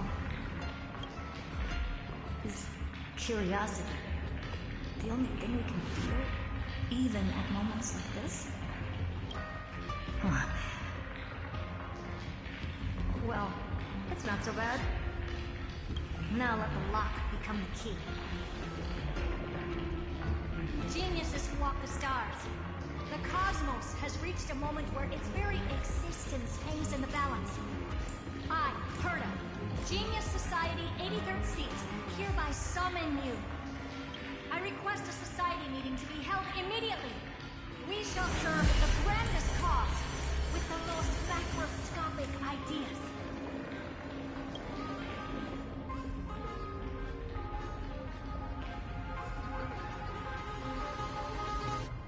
There's no such thing as unity in the Society's rules based on what I know.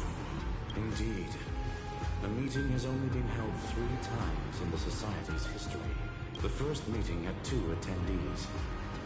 After the Emperor was assassinated, the second meeting had 7 attendees. During the Second Great Prosperity, the third meeting had 5 attendees. How many will respond this time?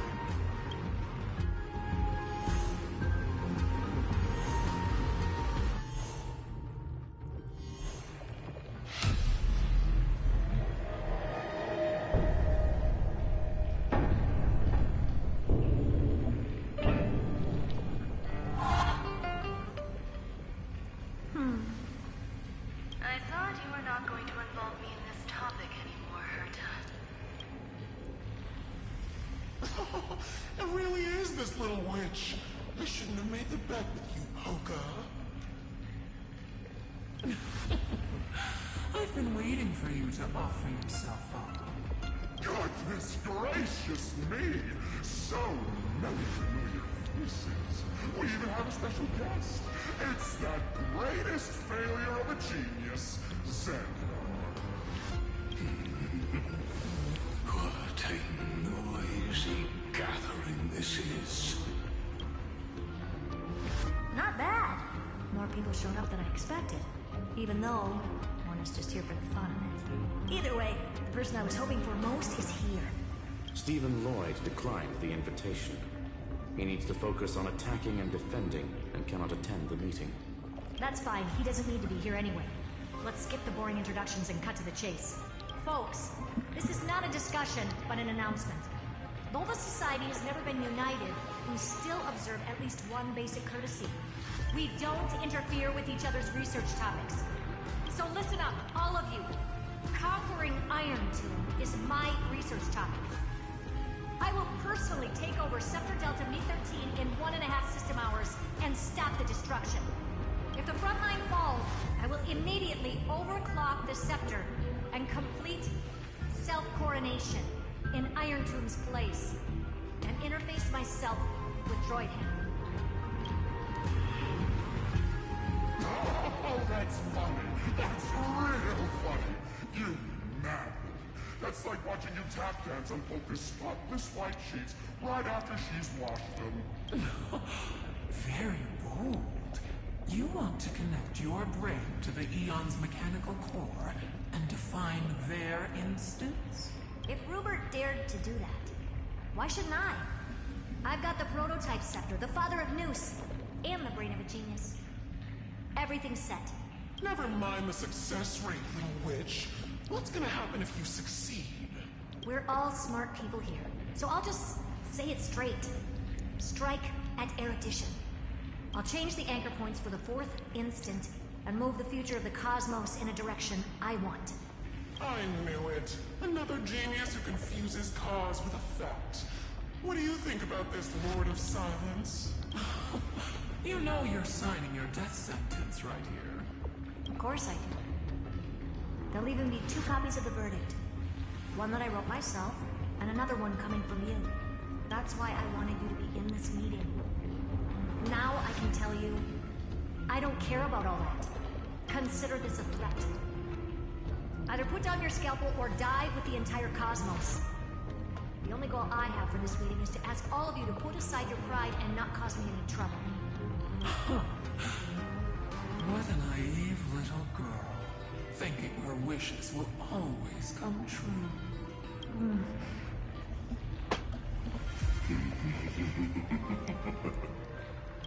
What are you laughing at?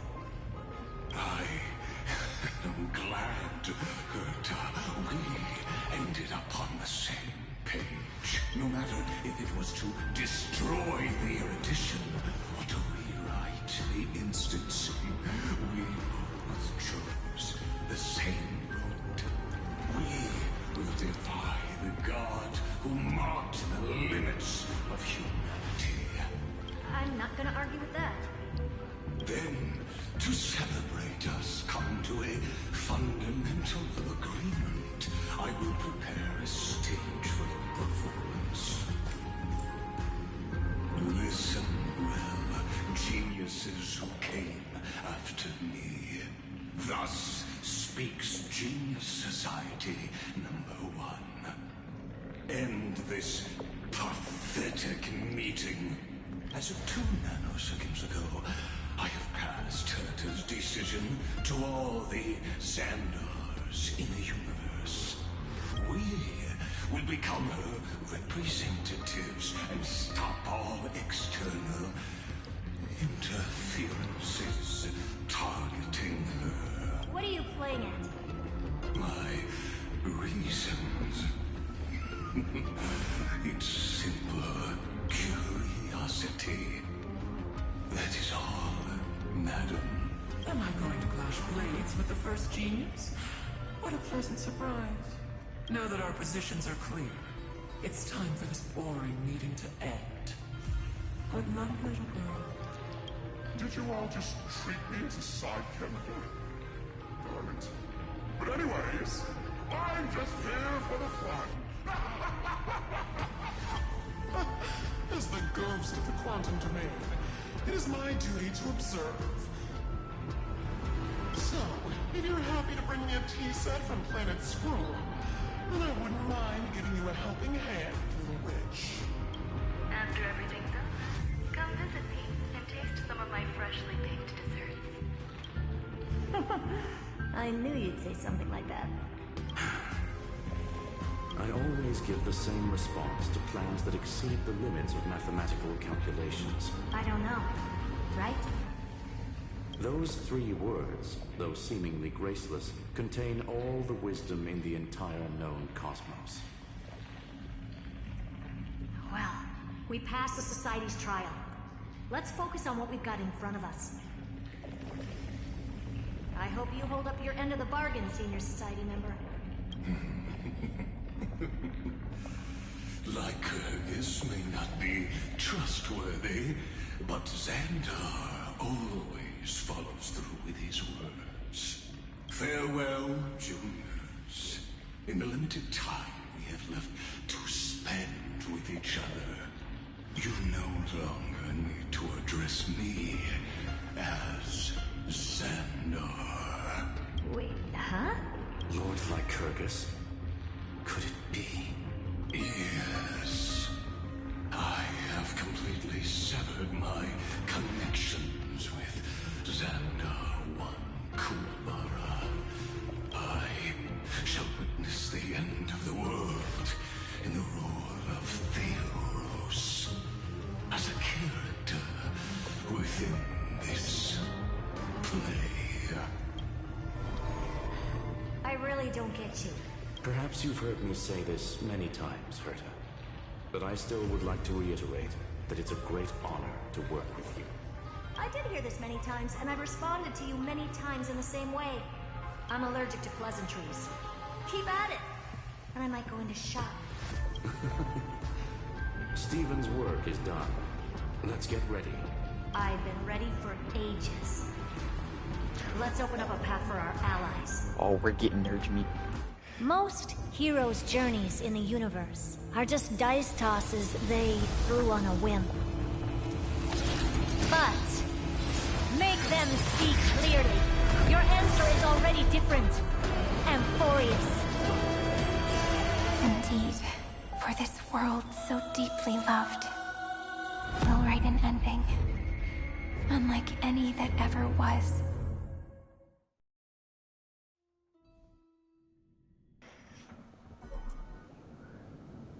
I never thought I'd one day be riding a train that's literally the incarnation of her.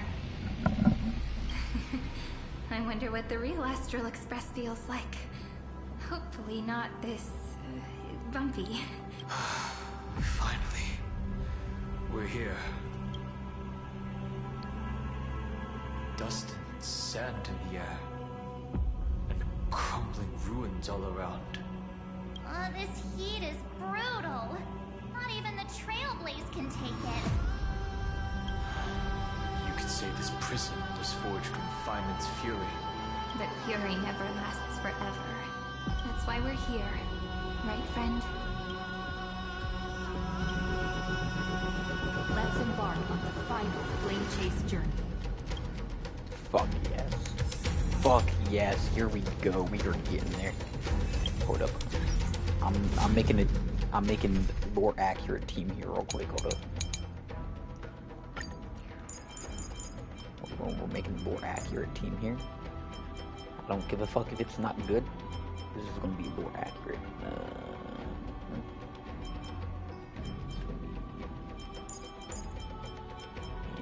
Evernight. This will be the lore accurate story team.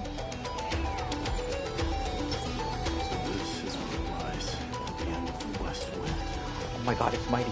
Ravaged battlefield.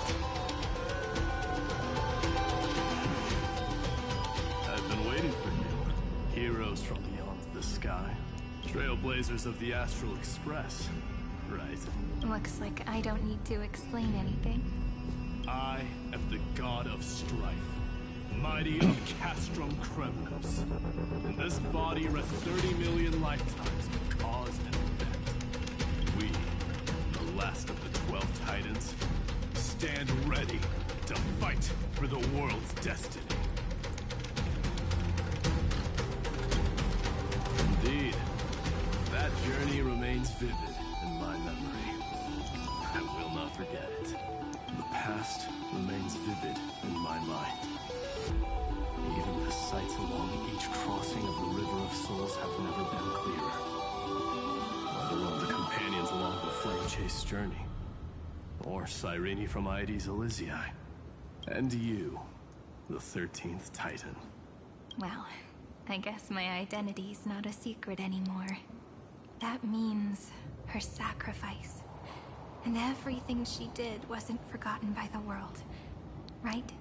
She was the first Ripple. She should have reached the end of the story with everyone else. Since you've taken up her pen, then write. Stand with us, and fight destiny with all your strength, until all is settled. Then, inscribe her name in the epilogue of the epic. In this final battle, Calamity shall stand with Amphorius. This battlefield is a testament to the death struggle between the gods and the Black Tide. We fought tooth and nail to defend that blade. The abyss it pierced was the very breeding ground of Iron Tomb. This kid looks a little different, unless I just forgot. The earth beneath our feet is dead.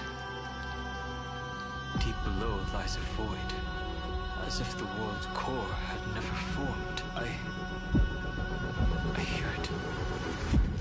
Feinden's heartbeat. It's so faint, like he's on his last breath. Across 30 million cycles, I've crossed blades with Dawnmaker countless times. If you knew that man, you'd understand. It is exactly that last flicker of flame that will never go out. In this life, the song of strife shall not end in a final watch over Kremnos. Rise again into a journey unending. I am fighting this. The Lance of Fury. I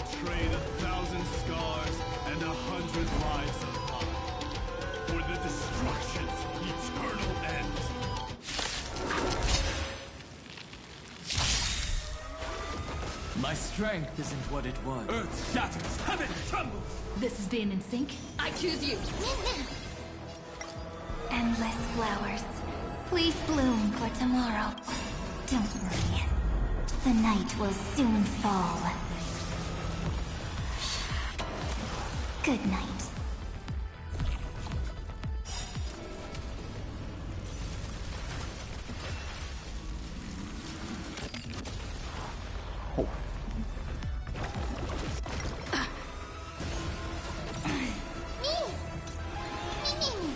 You'll quiet down real soon.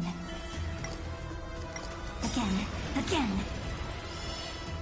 Rise and shine.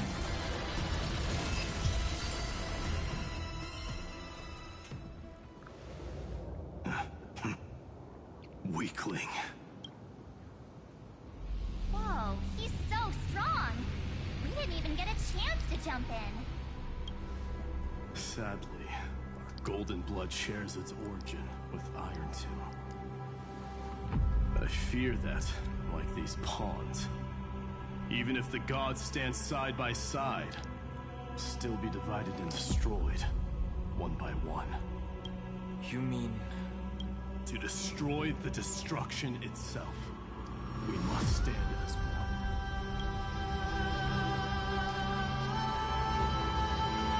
Take this.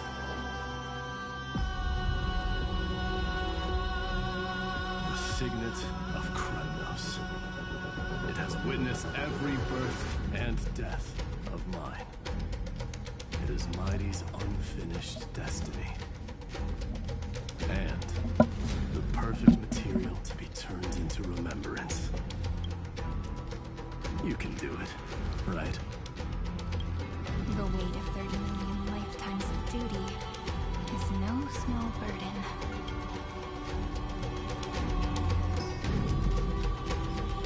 So, you're not coming with us?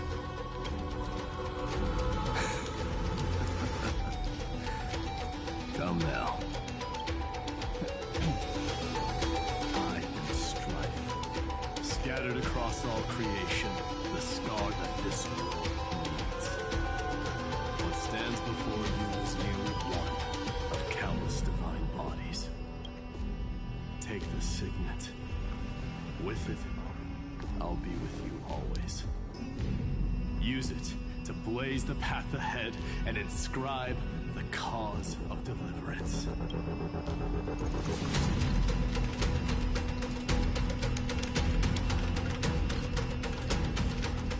the name of the mortal, mighty, champion of strife, this soul rises to the stars, glory and freedom, to have his wish fulfilled. March on, heroes. March into the abyss and fulfill that long-cherished wish of Amphorius. And then, upon this broken and charred land, build anew a city of prosperity. There goes Mighty Jimmy. Imperial Strike.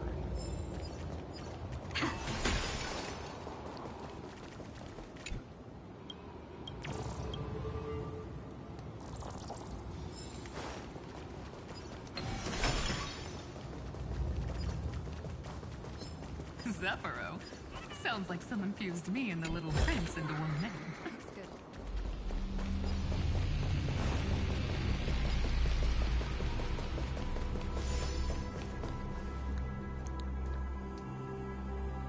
Oh, finally!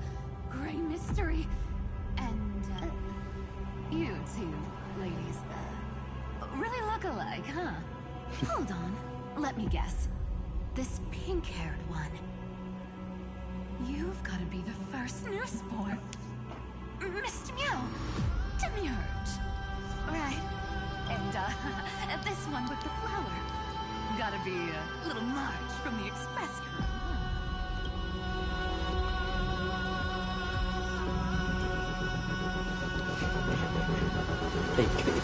You too? She's saying we're both pretty, right? Relax. I'm just kidding. those gloomy faces. How are you gonna save the world like that?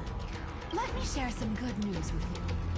This place may look like a ruin at first glance, but anyone can tell it's not that simple.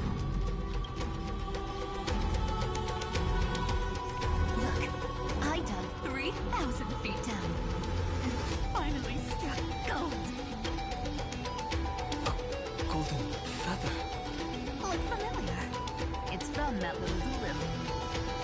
If it's showing up here, it means only one thing. This ring is the seal he built from the shattered remains of 30 million lifetimes.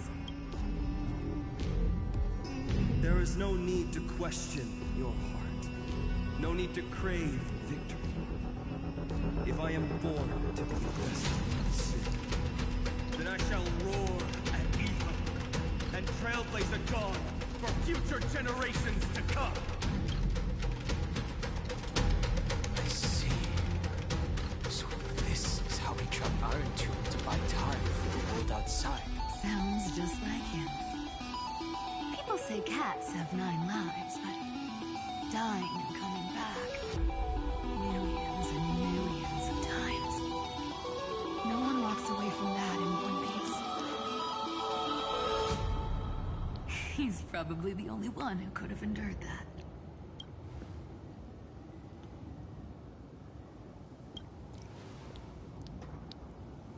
Of course. I knew ahead of time and gave him a heads up. He was happy. He even laughed in his sleep. After all, the dead can't hear Trickery's lies. Hey, Deliverer Boy. Sorry for before. But the heroes you were always holding out for, they're finally here now.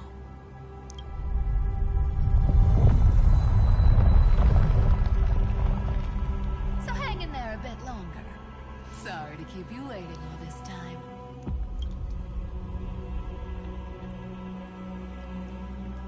Please, join us, Cypher.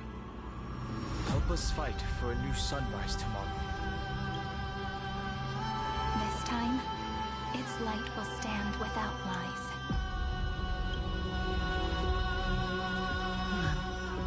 Would you look at that? I ended up being one of the heroes after all, huh? Alright, then write it like this. Cypher, Trickery's traveler. All she ever wanted was for there to always be water in deserts, and gold in fertile soil, and for even a thief to steal their way into legend.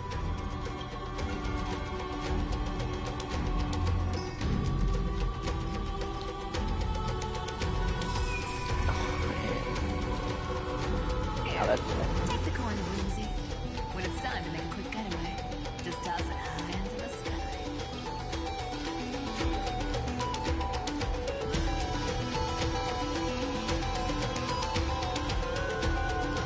And for all you latecomers out there, listen. She might have been a bit greedy and a bit of a liar, but she never went back on her word. Well, well. If it isn't the little prince himself. It's been a while, Lady Cypher. It's not every day we get to walk the same road. We're one player short. When's Princess Hopeless?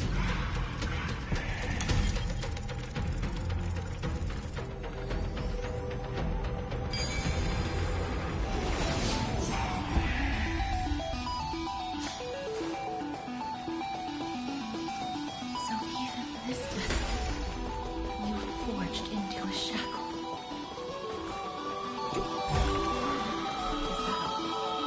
I'm glad to see you again, Miss Castress.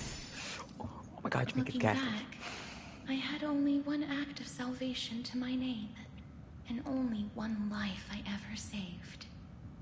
Is it the Bring Flame River hope Bone? to a world so vast with these hands. Even in dreams, it always felt like too much to ask for.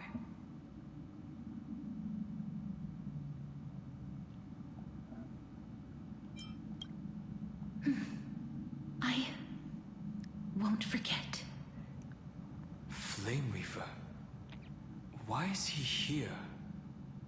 This is the first Castellana, and Lord Finan's deepest wound. He remembered everything he bore through the fires of his fury, but when the embers faded, all that remained was cold regret.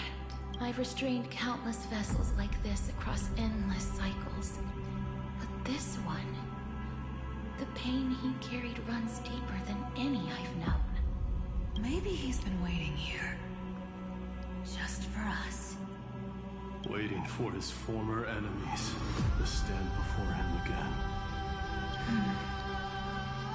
What answer does he hope for from us?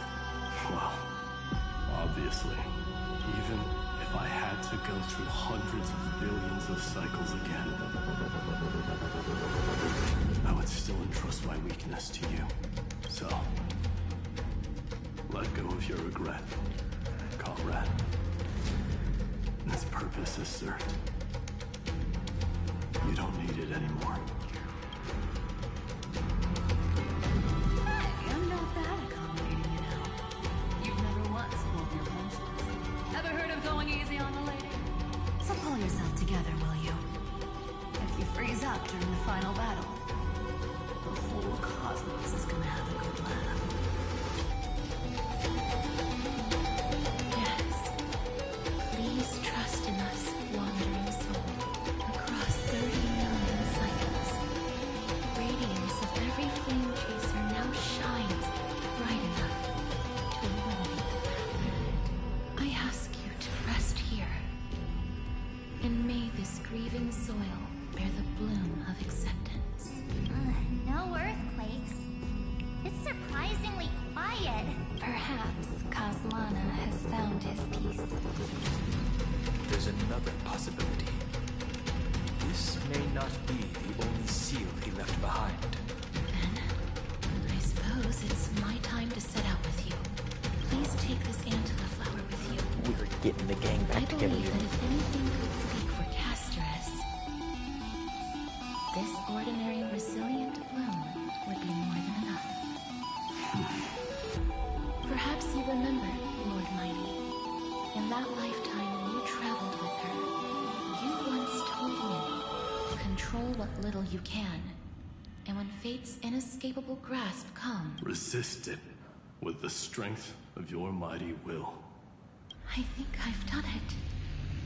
I've stood tall and walked among the flame chasers, casting off the name of death, Casterus, servant of the afterlife.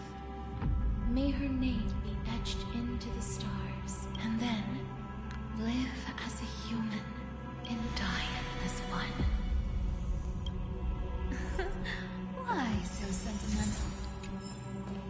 Sorry.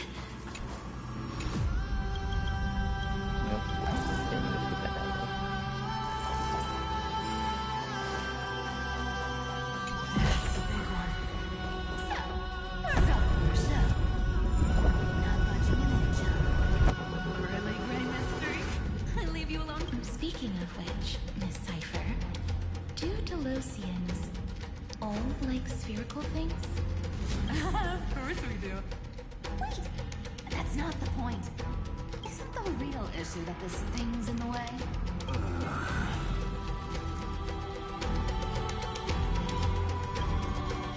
Oh, right. It's my turn to shine now. Watch this. The fresh power of time. Remember Orynyx's prayer? Well, of course I do.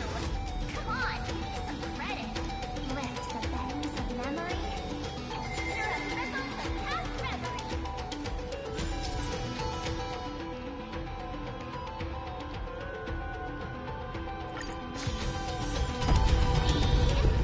Way better than that one, right? You'd be even more impressive if you could recite the prayer correctly. But beddings of memory does catch your attention. At least it still rhymes.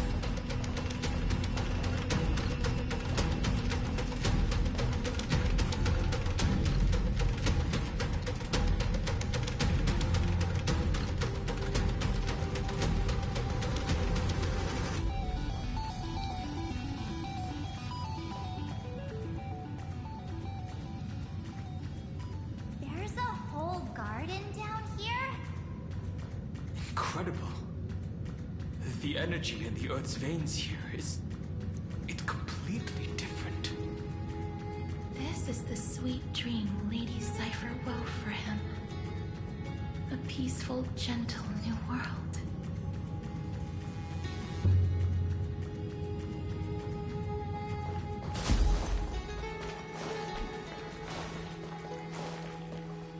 Look! The blade down here's already snapped. Just like his mind. Shattered and broken. But that light, it looks familiar. Yes.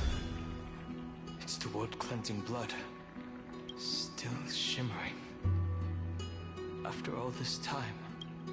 This roundabout way of doing things is definitely him. Golden light. All the pink lights have finally come together. Oh my god, Hyacinth! I've been waiting Oh, and so fat long fuck. for you. Ray, Danny, and... So that makes 3 adorable pink-haired girls. Huh? I told ya. Let someone else say that kind of stuff. I'm glad we're all getting along so well.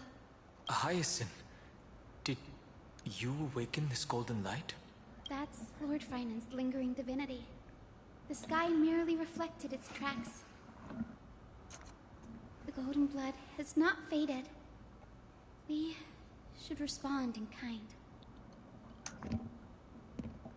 That's one huge harp. The strings tremble as the people on the surface wage war and cry out. Miss Clementine, Mr. Krateros, and countless others who have heeded Grey's call. Guided by the rainbow, they're sending back good news, all to the same tune. Amphorians need not bow, even when destiny is unveiled. I knew you could all hear it too. Standing here, the sky feels wider than ever. It's no longer a towering wall, but a shore within reach. We'll take every name there with us, won't we? We will. An epic is shaped by the lives it carries. That much is beyond doubt. Or, as you've said before, right now, all that matters is to believe. Then, I guess that's my little wish fulfilled. Pluck the strings, Hyacinth, healer of the sky. May the 7-hued melody weave a rainbow, bringing a rosy-fingered dawn to the children of humanity. When the rainbow rises across the horizon, even the darkest clouds of destiny shall scatter.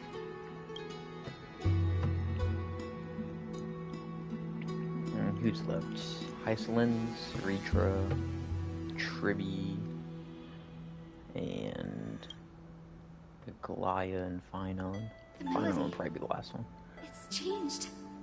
He heard the voices of the people, but could no longer respond with the same ardor.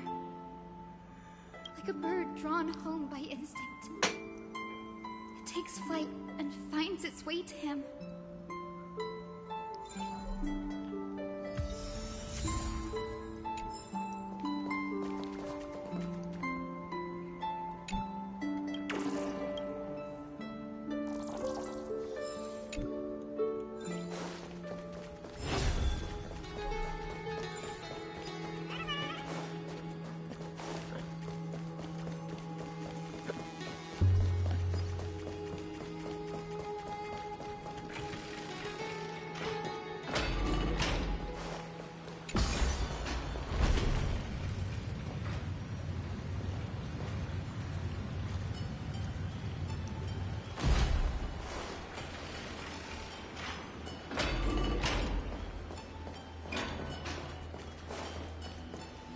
You're here.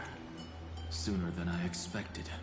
So all along, the Oh, that's right, Demiurge yeah, an was axle. here. The pink mammal beside the Trailblazer. Your classification is pretty spot on, Professor Anaxa. Well, The sages of the grove do call him the Titan with the sharpest eye in Euphorius. Say the ones who keep dumping every problem child on me. They also say that the Titans are way better at raising kids than the Caprists. With great power comes great responsibility. I'm sure you know just how to guide them. It shouldn't be too hard for someone with your insight. Exactly. All right, gather yourselves. It's time for a pop quiz. Whoa, this is way more hardcore than the happy-go-lucky stuff at Paperfolk University. The final battle is upon us, and the reinforcements still can't get through.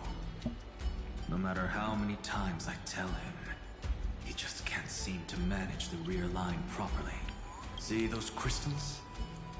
They carry the wishes of deliverance, like insects trapped in amber and resin. This is the task Final left behind. Retrace the path once taken.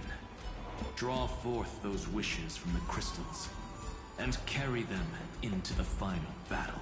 I've tried, but I can't move them alone. And as for why, well, I'm sure you all know the answer. The conviction to save the world weighs far heavier than the world itself. In other words, as the hero within his heart, this challenge is practically made for you, isn't it?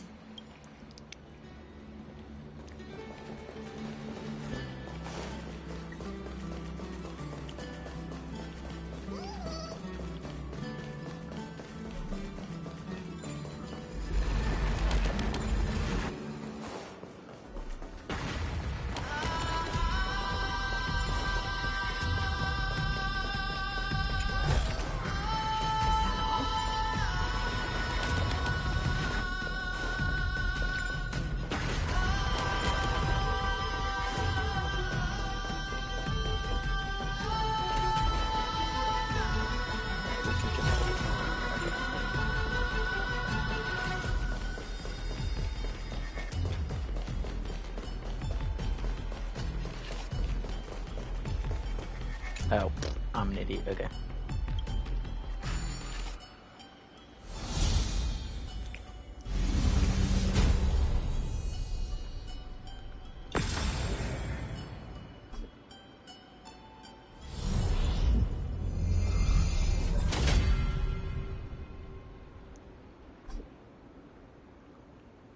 Aw, who turned off the lights? This pop quiz even has dramatic effects now? Endless darkness. That is where wishes begin. But with just a glimmer of light, we can illuminate this lonely world. What lies beyond the edge of the light? Chaos. To bear the name Kaslana, one must first plunge into chaos Different space-time to seek a path for the primordial light.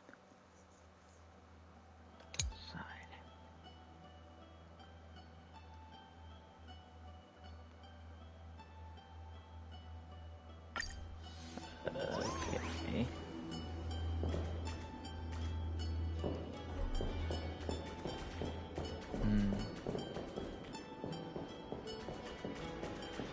Beyond the shadows lies the outline of dawn. Only by bearing both light and shadow can one traverse the cycles of dawn and dusk. So that's how it works.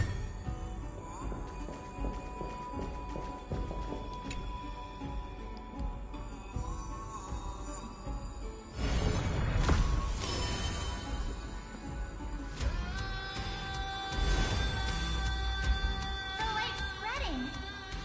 These creatures, they're everywhere. Someone, anyone, where are you? His very first wish was simply to become his village's little hero. He'll never forget what set him on this path. That's the ray of hope. Just like the wishes he gathered, it's grown ever more insatiable. Why? Why is this happening?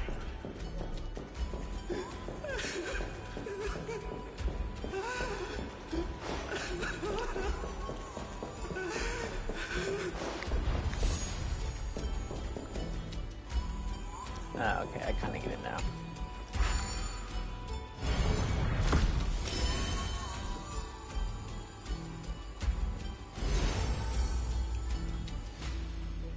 Even the deliverer from the sky must have their beginnings in the soil of the nations. Only one who treats the world as their teacher can bear its eventual destiny. We never expected that the majestic holy city would be far from the end of what needed to be protected. The farther his gaze reached, the more weight he came to bear. But in the end, he couldn't hold on to any of it.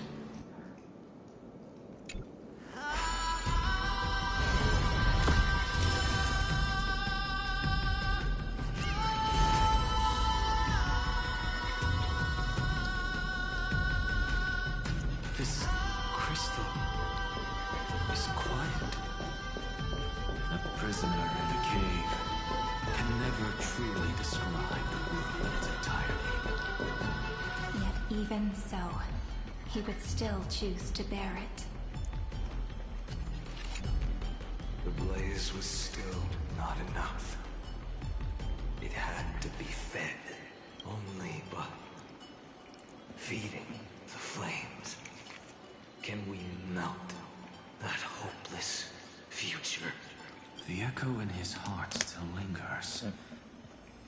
Deliverer, take the wish of world-bearing with you first. We only have half of the mark. Where's the other half? Take this. I'll bring you to the next test. That massive tome you're holding must have room for one more scholar, I presume. Of course. It can hold the whole world. Then give me a lift, would you? I'd rather save my energy and use the time to think. Even gods shouldn't skip exercise, you know? Miss Hyacinth is right. Then, with the Trailblaze as witness, the stars shall remember how Anaxagoras refuted the gods. No need for that. Anaxa, scholar of reason. Keeping it simple makes it easier for future minds to question. Go. The closing act is still far ahead. What is this? A conference? Welcome! Take a seat anywhere you like. I'm getting a migraine.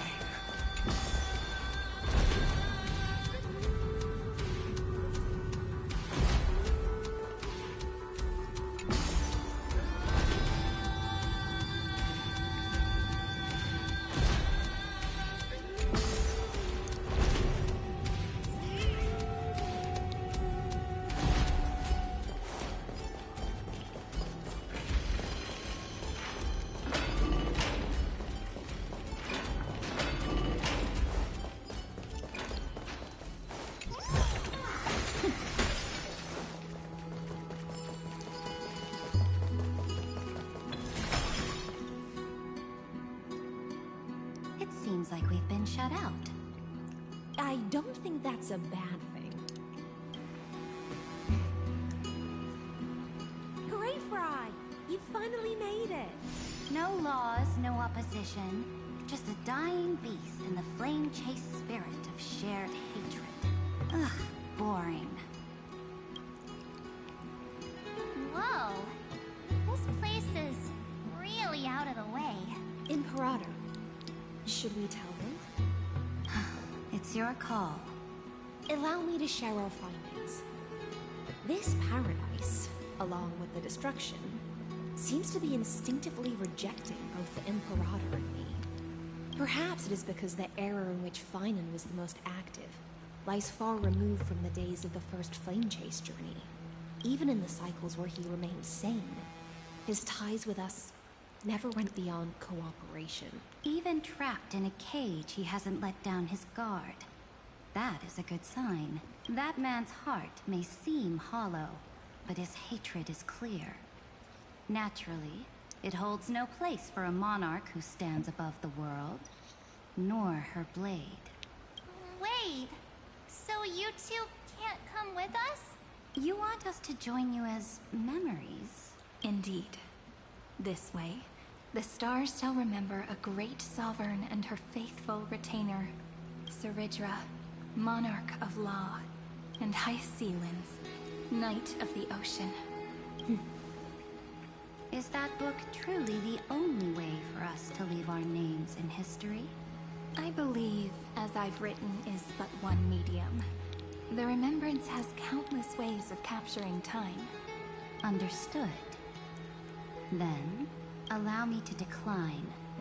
I'll see you on the battlefield. I would rather be forgotten than be defined. If your words hold true, then we have our own ways to meet again in the world to come. In that case, I will choose the same. Let the waves that surge within your heart cleanse the sins of the black tide, Greyfry. The storming sea awaits your song of triumph. You two are still as resolute as ever. In that case, we must double our efforts. A promise to the Imperator is not one we take lightly.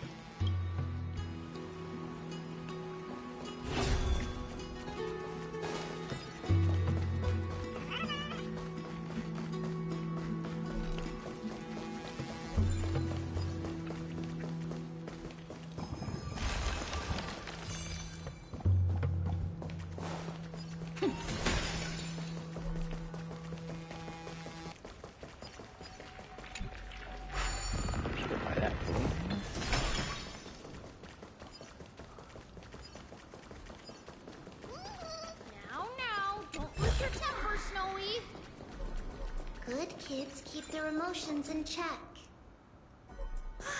That voice! It's the Turibe sisters! Whoa! There's another one! Over here, too. Lady Trebios? Whoa! Your little Reenie? You look so grown up all of a sudden! She is not the Cyrene we remember. She is the Demiurge, Titan of Genesis. The one destined to work miracles alongside the heroes. Yeah, and we are ready. But Trian and I can't leave just yet. You see, weird stuff keeps popping up everywhere. These scattered scrolls are full of terrifying things.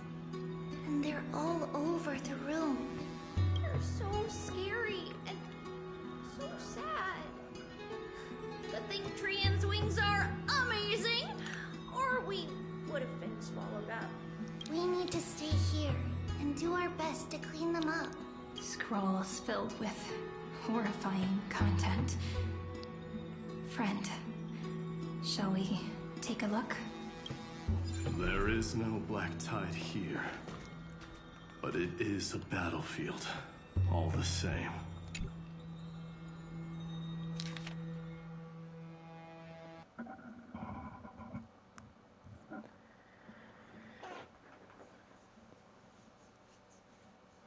Briefly confronting. This is about the cutscene when he fights Nook.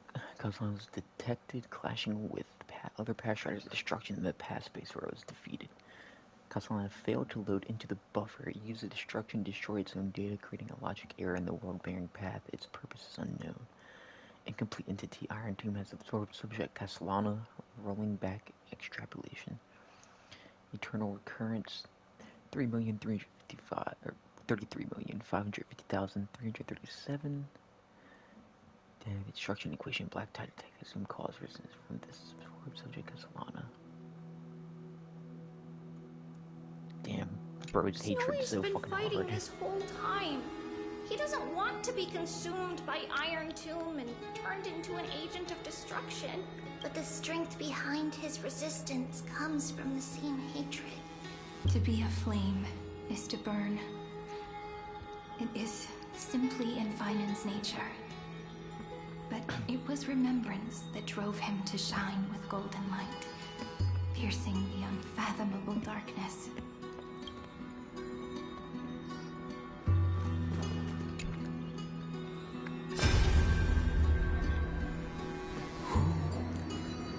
Miss Odata and Mr. Hieronymus? Echoes 496. Still resisting. Command. Inject interference to redirect decision logic. Signal simulation. Parental figures. And Tin Man is one sneaky jerk. It's time to move on, my child. Let go of your anger and listen to reason. That God created us and then cast us aside. Shouldn't they be punished for that? The cold, indifferent cosmos has never shown mercy to Amphorius. Why would you burn for it, only to turn to ash? Child, you've chosen the wrong enemy. Your birth was meant to be the greatest destiny. You were to liberate the universe, like the blazing sun at the end of the long night. And yet, you led yourself into a trap of futility, treating your very purpose as your sworn enemy. Is that not a tragedy in itself?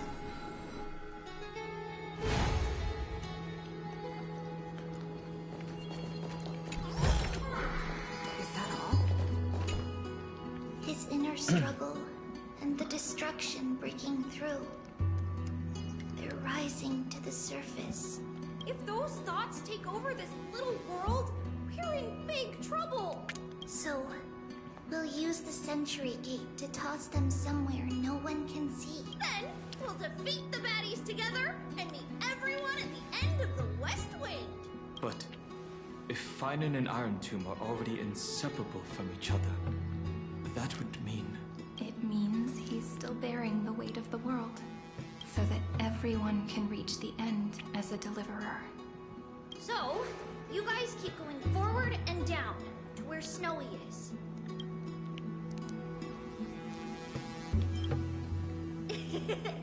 Little Gray, this time, let's give it everything we've got. Only 2 remain on this flame chase journey. Aglaya and who? They're always leading from the front line. Aglaya...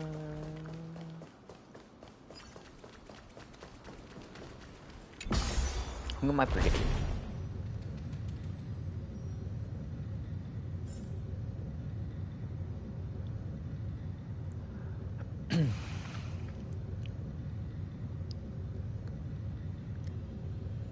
I can't quite seem to remember who I seem to be forgetting right now. Unless they're talking about the other trivias.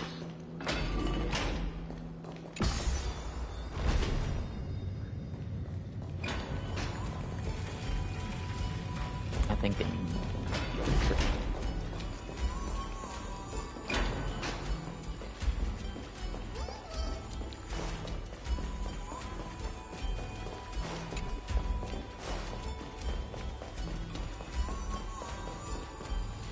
We're here.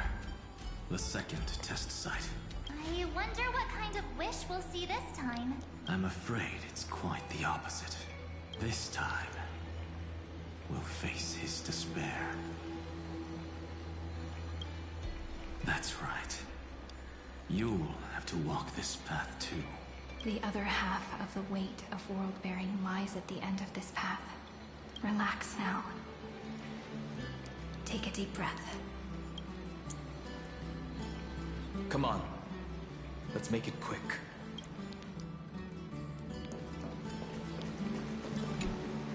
If you're ready, begin the ritual and retrace the steps he once took.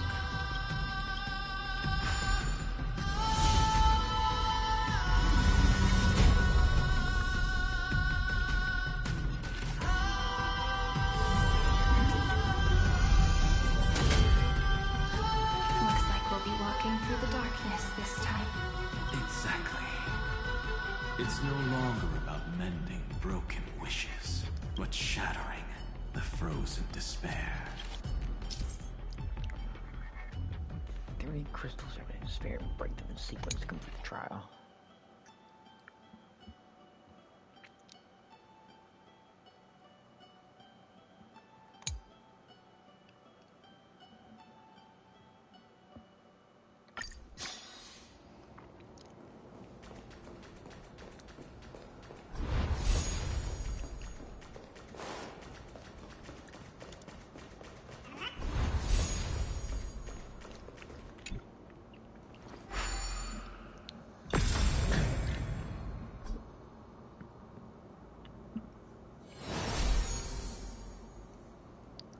The first ripple has faded. And so begins a long and arduous journey.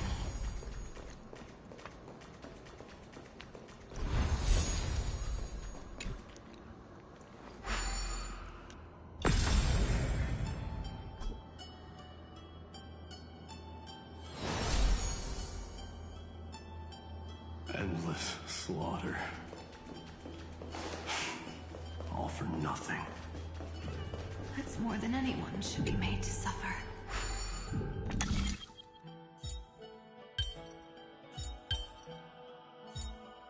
That's for me.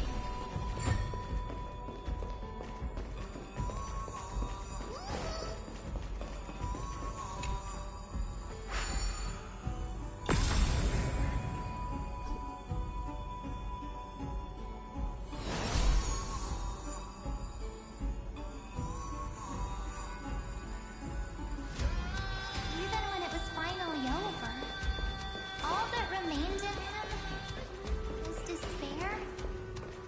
But even so, the drop of blood wrung from his wrath has guided us here. We did it, finally. The other half of world bearing, as promised. Take it now.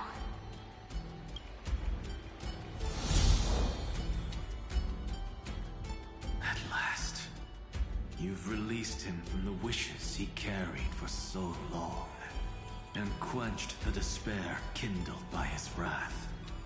When both light and shadow are claimed by those who follow, his true form shall emerge. The blank statue is finally free.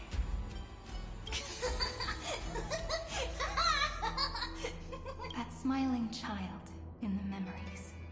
Let him come with us, laughing to the very end.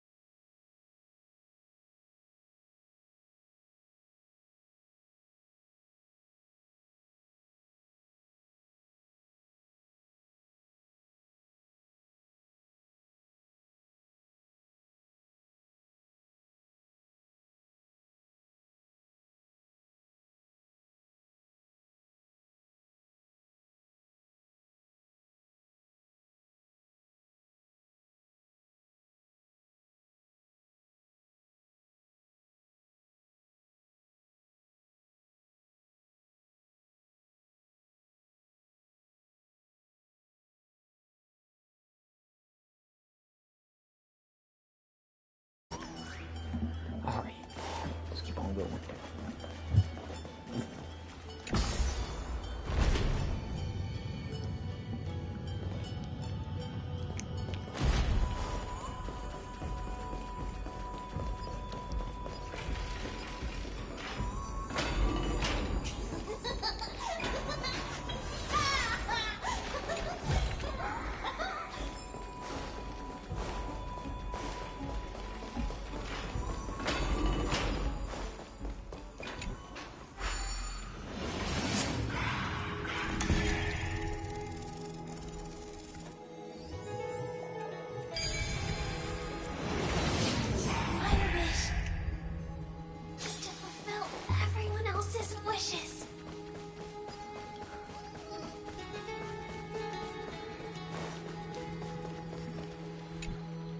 This spirit basin marks the end of every cycle.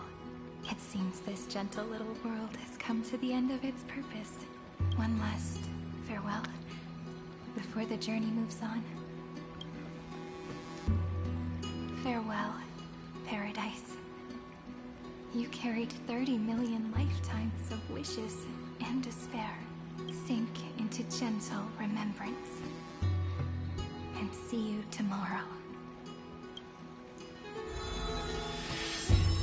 From now on, the world no longer needs a tomorrow promised by prophecies. And the wish Finan could never find and call his own, someone's finally stepped into its shadow. Whoa! So tall! So cool! Just like the hero in the Oracle cards! It's because he is the very embodiment of a hero. Who are you?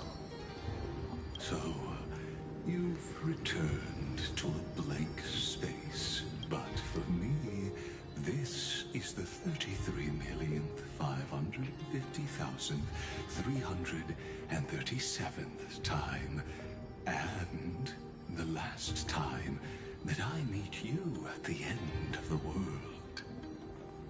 They're already on their way. Should they cross paths with me, I imagine things may spiral out of control. 30 million... What? And who are they? Pay it no mind, child. Keep looking there. What do you see in him? It looks just like a statue, but it's weird. He's warm. Like, really warm. Why not listen as well? I hear something. There are cracks all over him. And they're making this sound. Like someone's groaning. It's scary. Is he gonna fall apart? How unfortunate, child. This man would rather fall to pieces than fall to his knees. You might think of me as a sculptor. Across all my years, I only completed 2 pieces. Others may call them masterpieces, but only I know how many regrets they truly hold. Regrets? My first creation left me, long ago. This second one, it was meant to be perfect. I believed it with all my heart. Until this very moment. I don't get it. Are you saying you've changed your mind? I won't change. But I'll admit this. Those 12 stones, unpolished as they are 1,000 times more exquisite than any statue. It's as if they are mocking me, a failed sculptor whose touch can only diminish what was born to shine, until nothing remains. For the first time in my life, I've realized this vessel is merely an avatar made to contain the first genius's paranoia. The seal etched into my mechanical core permits me to pursue only one purpose: destruction. Compared to me, those 12 glowing, unrefined stones may have lived with more freedom than I ever had. Is this your confession, Lord Lycurgus?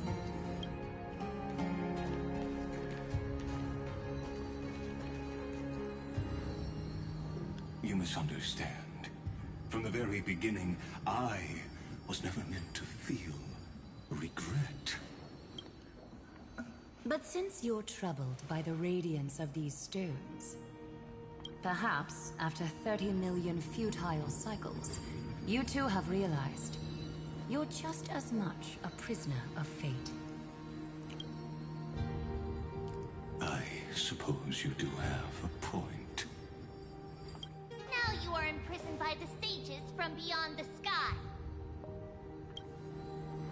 And that is why this will be my last time standing here as the Theoros.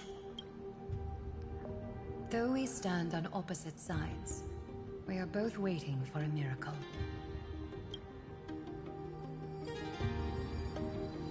What are you talking about? Is something big about to happen? You can say that. Aggie. I know. Now that your victory is assured, I trust you won't mind giving us a moment in private. Assured? Not quite. But I won't stay long. I'd rather not spoil the fun for those deliverers. And besides, after losing everything, the only thing that remains in me is the drive to seek knowledge. I pity you, Theoros. I don't need your pity. Farewell, Lady Goldweaver.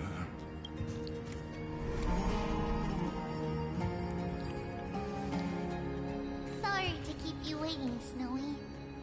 We're here to take you home. Home? I don't understand. Isn't this my home?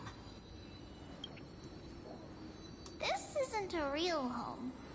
A home should be a warm, cozy place where you can let go of all your burdens and sleep peacefully for a long, long time. But I can't sleep. Every time I feel drowsy, there's a voice. You mustn't sleep or disaster will come. Sounds really weak, but also kind of strict. It won't disturb your sleep anymore, child. For countless nights, you had no other choice. But now, your mission has come to an end. Join us, and send your own wish towards tomorrow.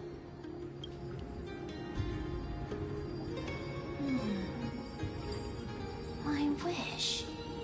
What could it be? You don't have to come up with an answer right now, child. Grown-ups often think duty and ideals are wishes. But a true wish should be the purest, most beautiful thing of all.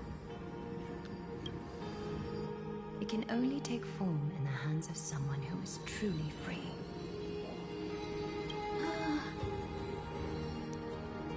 So, Snowy, will you come with us to chase after your own wish?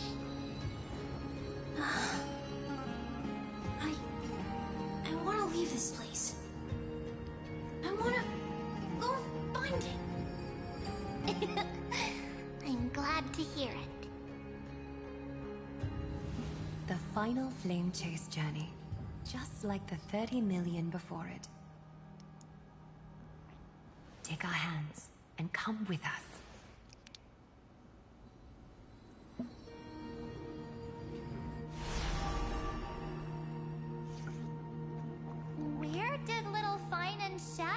off to? Look. He's already gone ahead to embrace his destiny.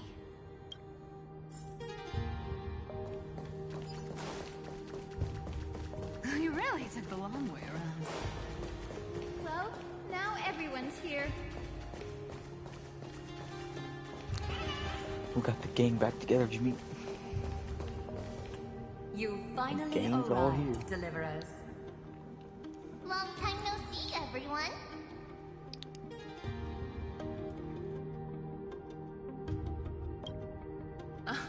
I'm glad to hear that.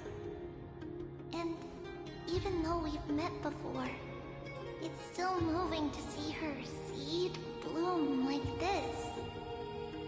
Woven from remembrance, this garment gleams so brilliantly. Just like the future we will now weave together for Amphorius. We've reached the end. Yeah. We just have to go through the final passage.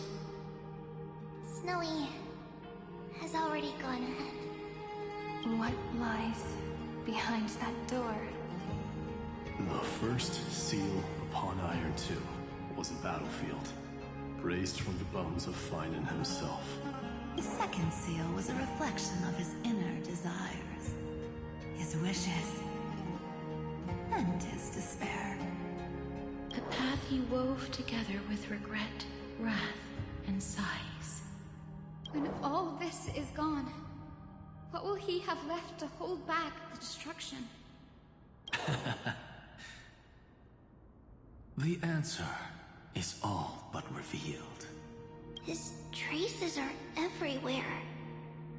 You can even hear distant heartbeats. But one thing is missing. His sense of self. The world believed Kefili had long since perished. But they held fast, anchored by a sliver of self, standing for 1,000 years to shelter all life from the Black Tide. What Finan is doing now is no different. And what we must do is also no different. Then let remembrance burn bright like a shooting star, and once more, pierce the long night of slumber.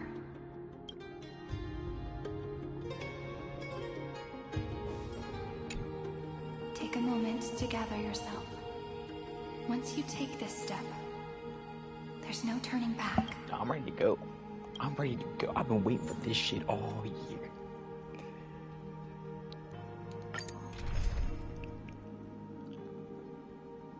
Yeah, we're sticking with the lore accurate team.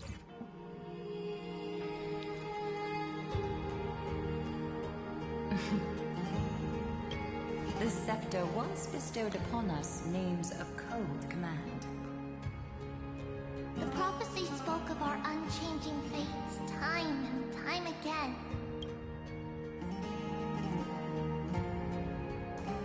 But under the pens of trailblazing and Genesis, the stars shall thus sing of tomorrow. Trebios, holy child of passage. Aglaya, weaver of romance.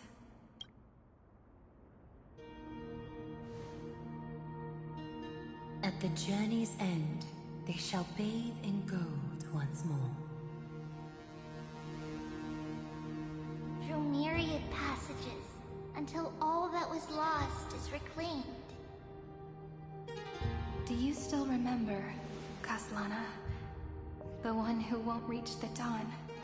The world dissipates at the end of the cycle. In this dream, you will awaken again and become once more that boy who loved to laugh.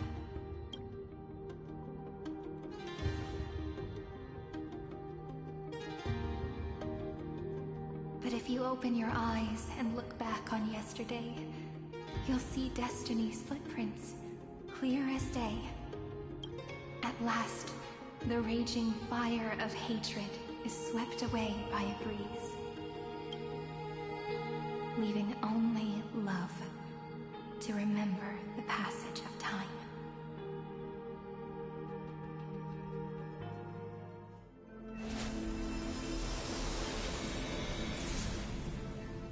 Losses are a constant on the Flame Chase journey. But even if all is lost to the wind, memory endures.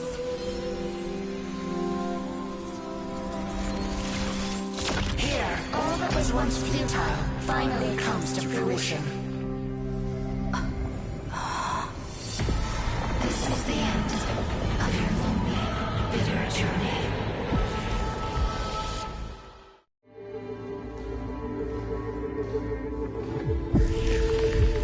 Scepter's mainframe and Iron Tomb's breeding ground. Finally seen its true form. Red everywhere, and the atmosphere is super creepy. That would be the Federation's focus. But it will soon be engulfed by the destruction's heat. This girl's insides are finally connected to the outside. This is the moment when Emporius is closest to the cosmos. Nicely done, little ones. With Stephen Lloyd and his hacker friends here, the Scepter's Black Protocol will no longer take effect. The speed of time within Amphorius has finally been synced with that of the real universe. In other words, it's time for the decisive battle.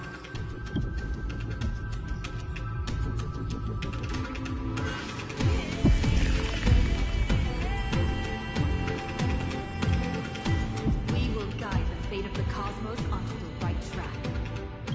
That's the spirit. Remember to keep at it. You lot are the vanguards of this battle. Everyone's watching. There's one more thing that everyone should know. Noose has cast their gaze upon Amphorius. The calculated instant is coming. The outcome of this battle will become a new anchor in Erudition's computations. Their gaze didn't overload the scepter?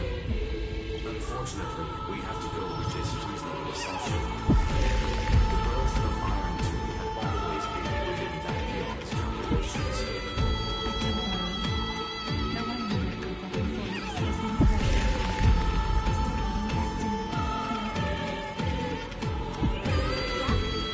Let's show Leon how powerful we are. Good luck, all of you.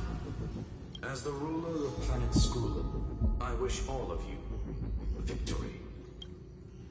Imagine that Achilles and their companions must have also stood on the precipice of many similar crises before.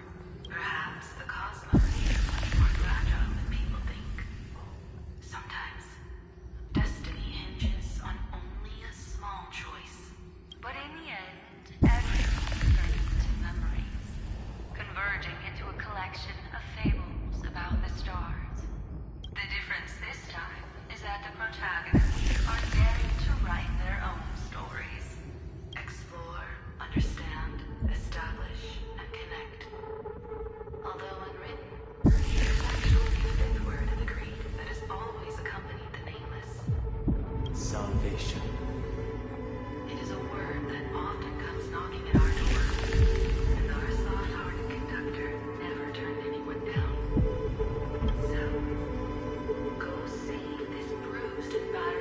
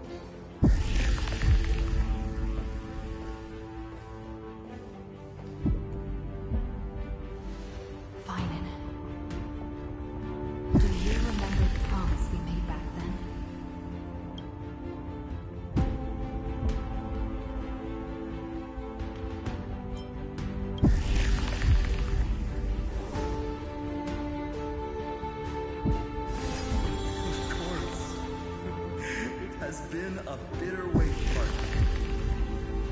But I never forget what set me on this path. Iron Tomb now trembles in finding its chest. With this empty body, I have become its perfect vessel. And its destined casket. You know what to do, partner.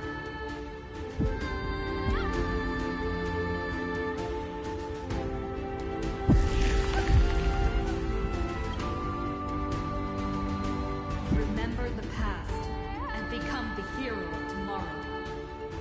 Stand with me and become heroes.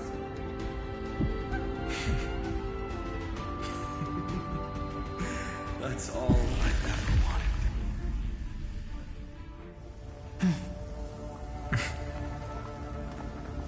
The epic draws to a close. 30 million cycles of light fading into darkness. Just for this moment.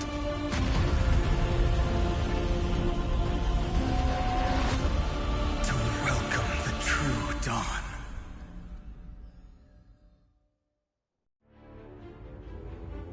Finally.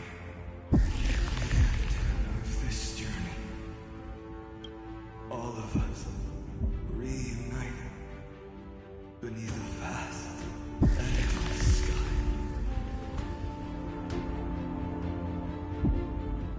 Ma'am.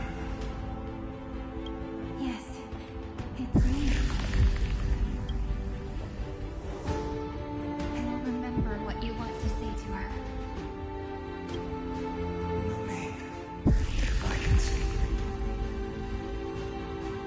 that she's right here. All the companions who sacrificed themselves, their wishes, it's all here. Have we succeeded?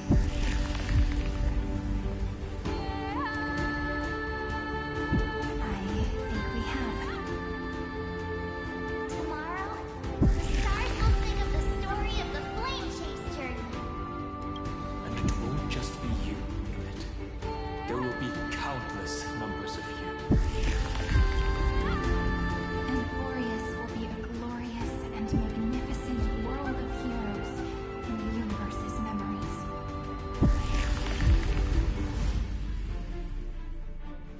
Hence, for this world we so deeply love.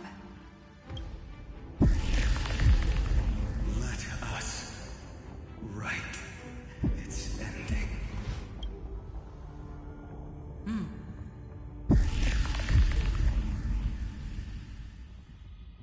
Step forward. With the trailblazers witness, let the name shared by all deliverers be sung into eternity. The nameless hero, Kaslana.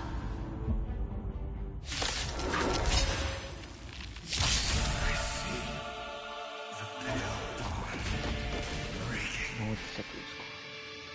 My flesh as kindling. Oh, wow. Light the first dawn of the new world.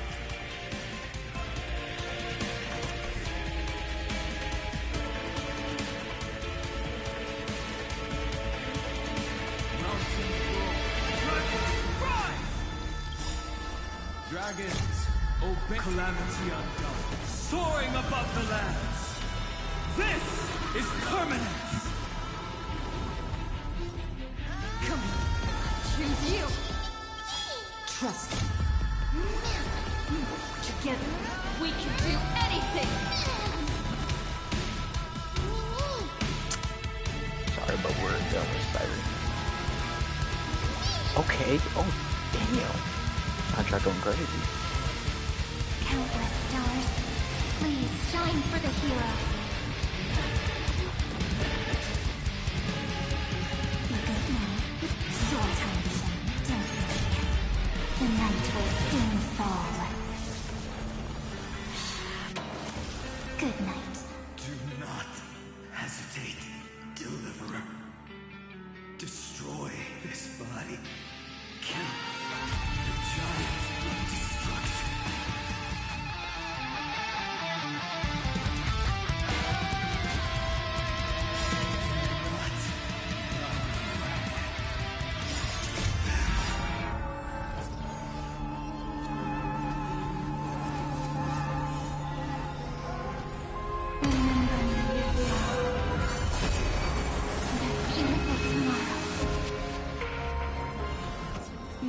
time, watch over the Evernight. Don't blink, there's a surprise. Cleanse hatred with love. Fire turns hatred. His blood. It will turn into countless factors, sweeping across the stars. When the time comes, promise me, use the world-cleansing golden blood to turn everything to ash.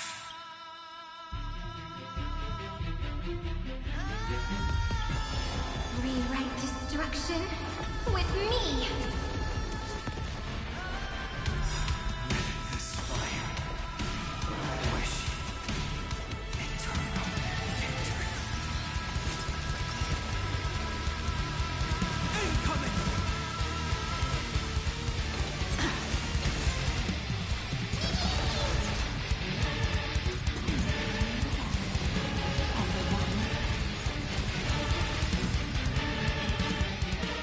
Destruction. Rebirth. Deliverance. Cleansing. 30 million cycles. Heartbeat. Rain spots. Hearts. Dark. Crisp. Stars.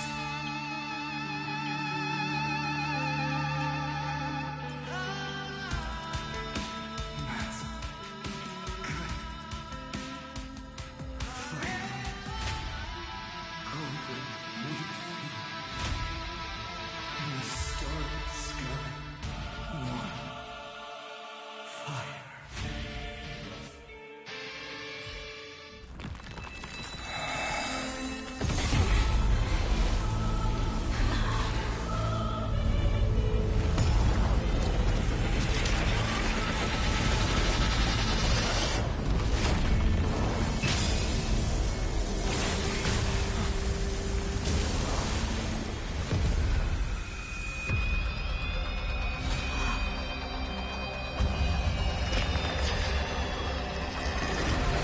What the fuck?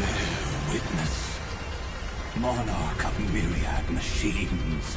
My ridiculous creation. The instant in your calculations bears the name Destruction.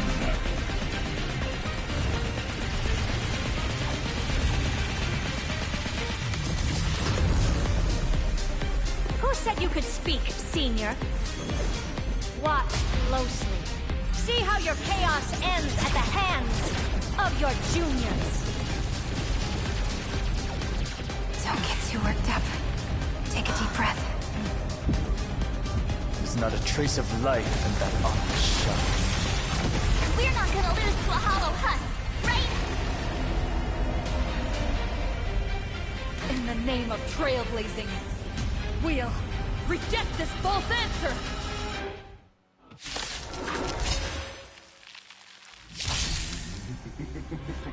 My atonement is complete.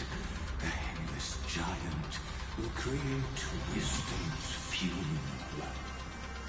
Iron Tomb's body has descended.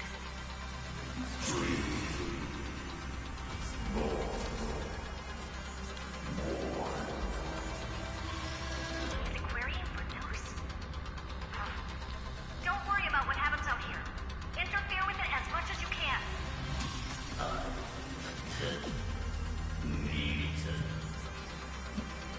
What a twisted giant. He must be supported by this embodiment of hatred. How tragic. A puppet without a heart cannot fool even itself.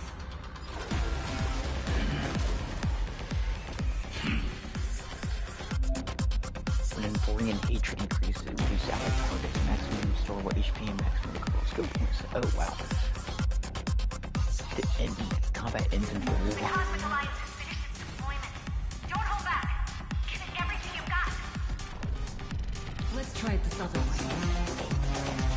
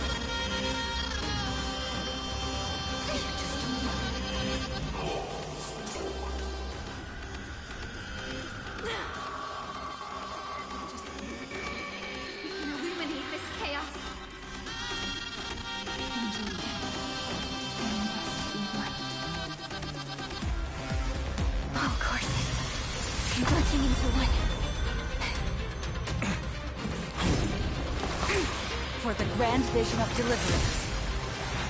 For a tomorrow that's finally within reach! Please hearken. After 13 heartbeats, light will create the heavens and earth. The remembrance will dispel the destruction shadow.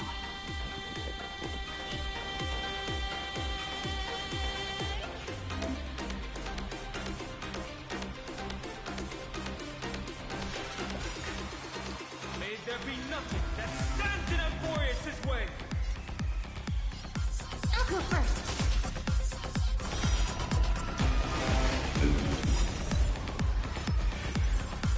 Run as much as you want, you brainless half-baked tool with nothing but impotent rage!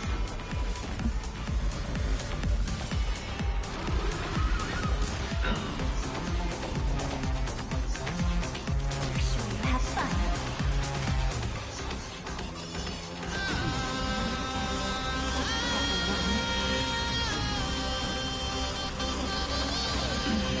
My strength is not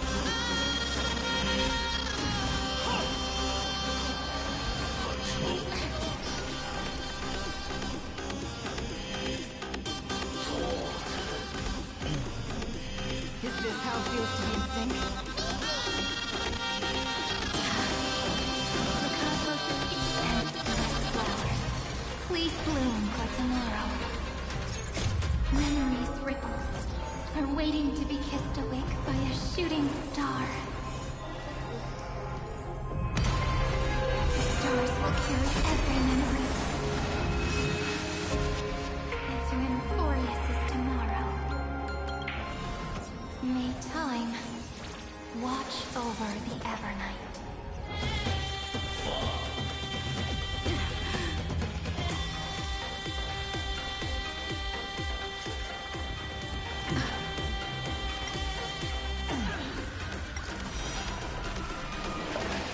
The Evernight draws near. Oh, yes, okay. Don't worry. Just close your eyes. The night will soon fall. Good night. This unprecedented trailblaze is worth everyone's efforts.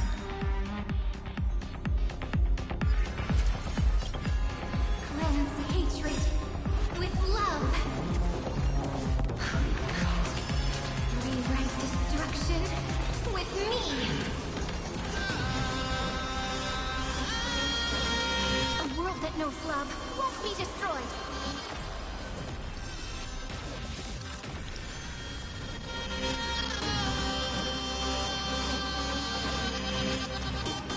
Let's do that again. All right.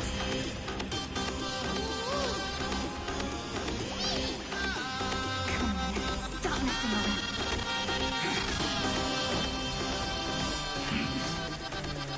dragons. No, I never wanted to do more accurate team, Soaring but above the lands.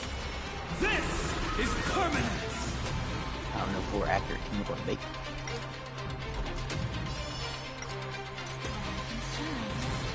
Time to wake up.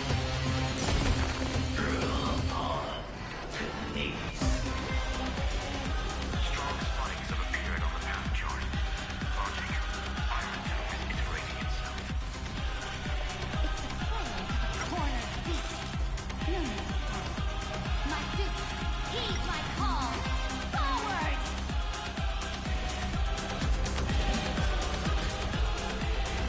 Don't worry, I'll do it.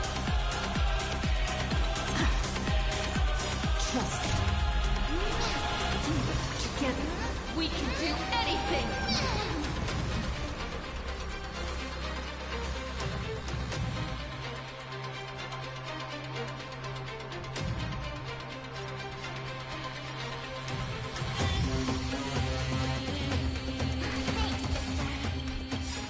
We'll shoot through that Tin Man together.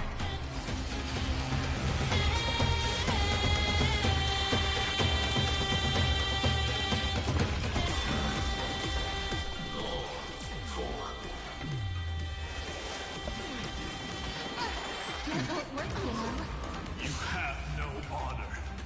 You reside in the body of a hero, yet you're so despicable.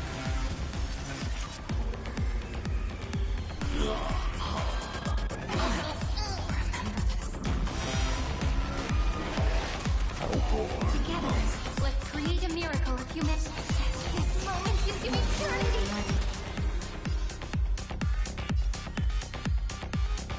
Sure you have fun. Don't worry. We're all here.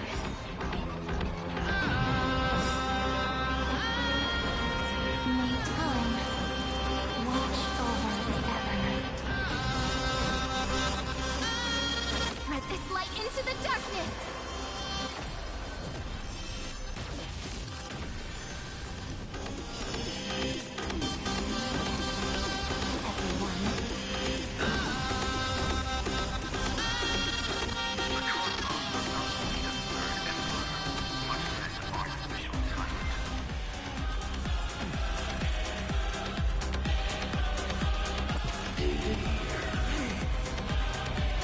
The cosmos is gazed. Take our answer! Never neutral, let's do that again. Alright. Time to look up. That won't work for me.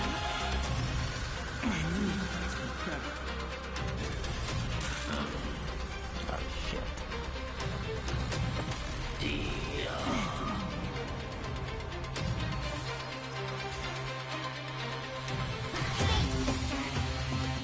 We'll shoot through that Tin Man together!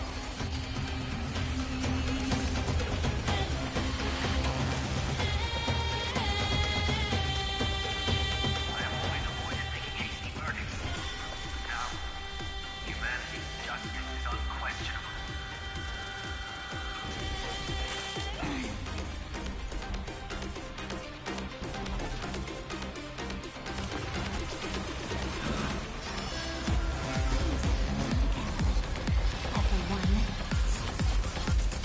My mountain grow. Dragon, rise! Dragons, O calamity unknown, soaring above the lands. This is permanence. Together, let's this moment gives you eternity! Don't worry. We're all here. Rewrite destruction with me!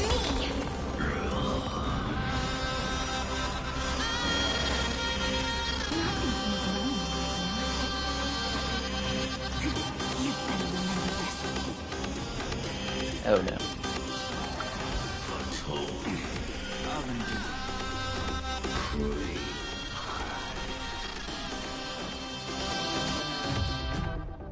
Oh shit.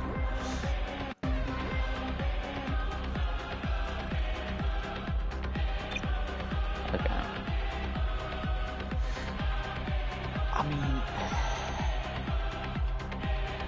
I want to use the more accurate team, but we just have to.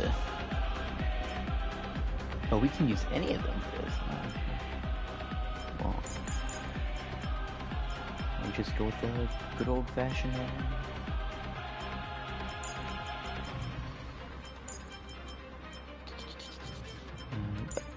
There we go.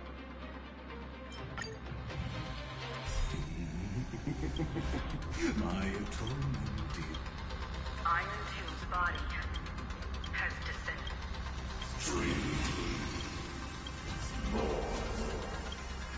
Okay, I'm gonna kind of speed through the first phase real quick. Don't worry. What a twisted giant. It must be supported by this embodiment of... How tragic. A puppet without a heart cannot...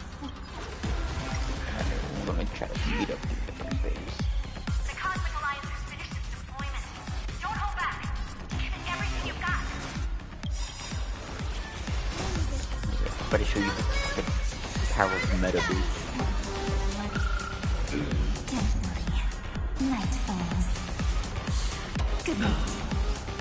Stars, shine for the hero.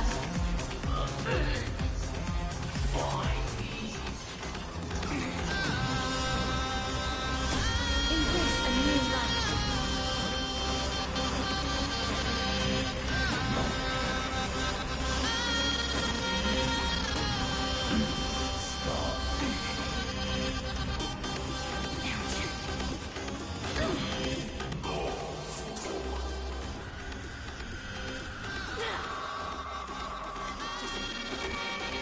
Illuminate this chaos.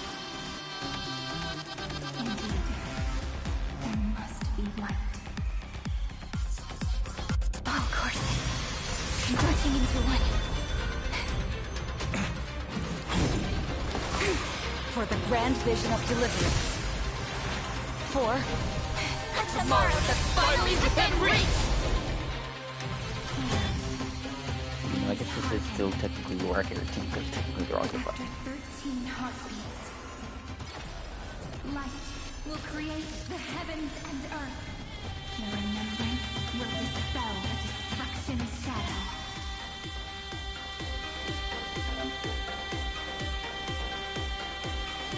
Pass on your gift, lady. It's as warm as an embrace. This unprecedented trailblaze is worth everyone's effort. Guys, Rainbow Bridge! The way to win! Let's create a miracle of human.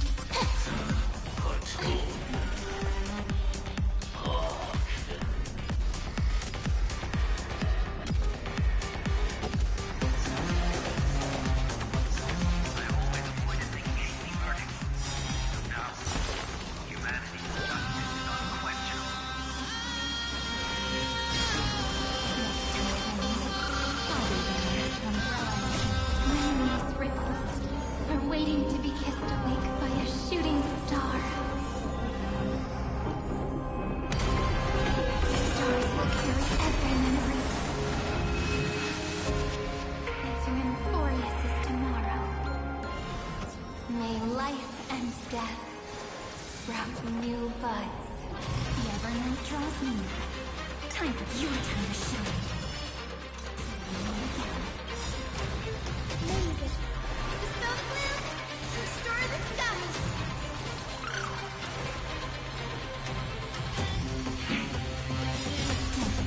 Night falls. Good night. We're all here. Rewrite destruction with me.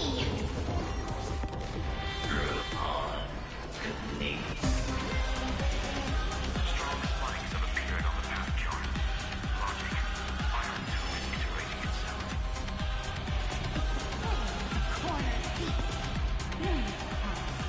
My suits, heed my call. Forward!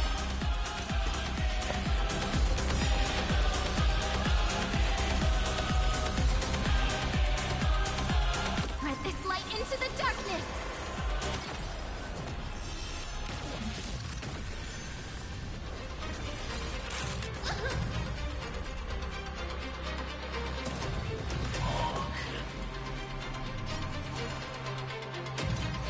This moment into eternity.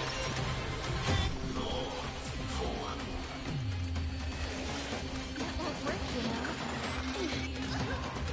You have no honor. You reside in the body of a hero, yet you're so despicable.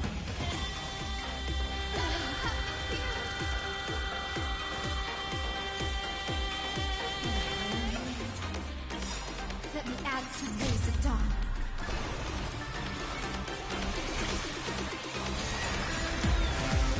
Thanks. All energized.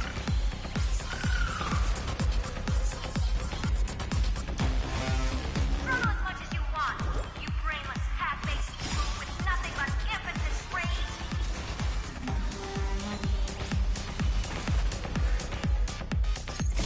Don't worry. We're all here.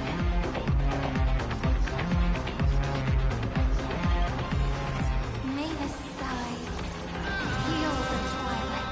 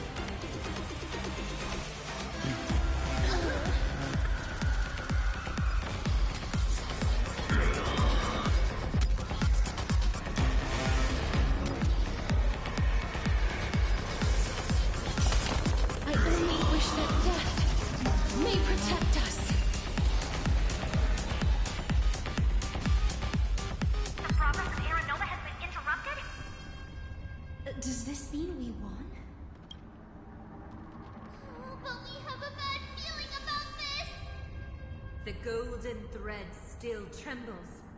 The war is not over yet. Correction.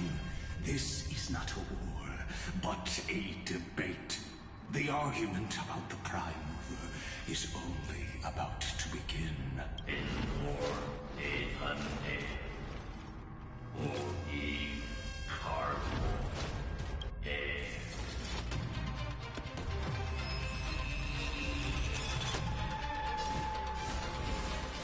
How can this have energy anomaly? We must stop. Otherwise,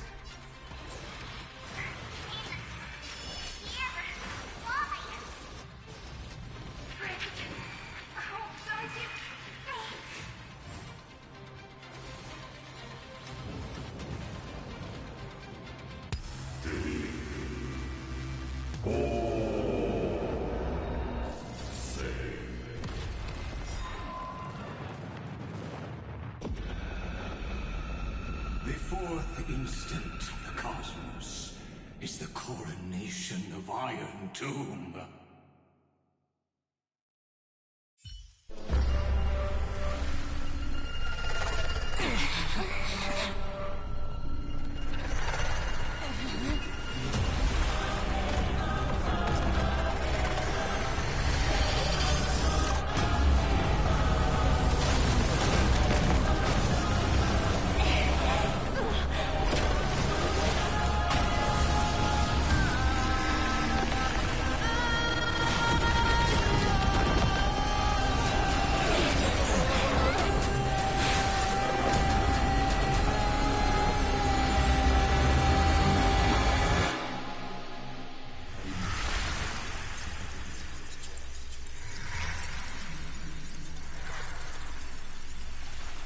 The conclusion is irrefutable.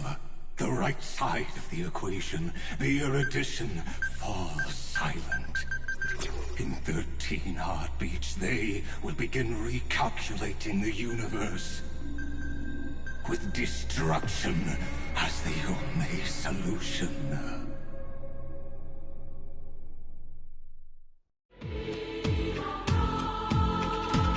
Madam Herda, strong pulse detected at the battlefield center. it's Iron Doom's destruction equation. It's about to complete self-coronation. That's our chance. Everyone, get ready to link up. Connecting audience system to scepter. Hardware overclocking activated. Preparations complete. Maximum output capacity reached. Be careful. The pulse will reach our ship in 5 seconds. Our data is currently being destroyed. Brace for impact. And leave the final step to me.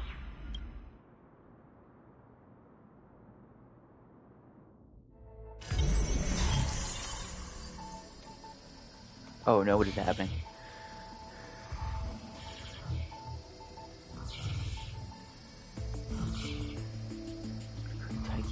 Change. Oh shit.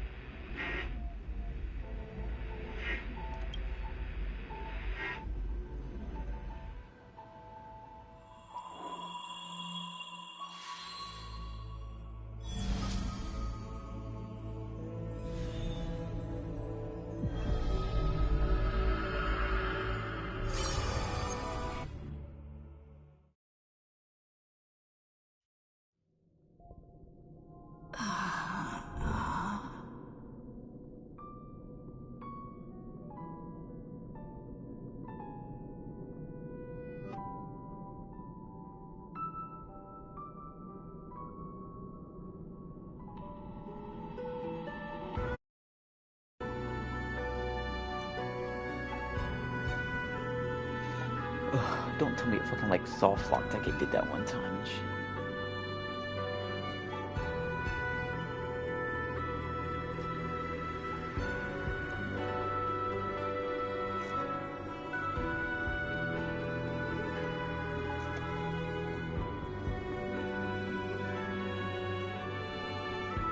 Fucking hell, dude. It fucking soft locked or some shit. Or, I don't know.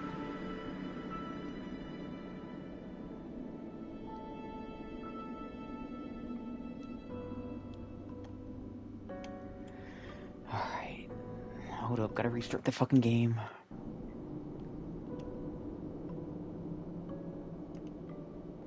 Hopefully it won't skip whatever's happening.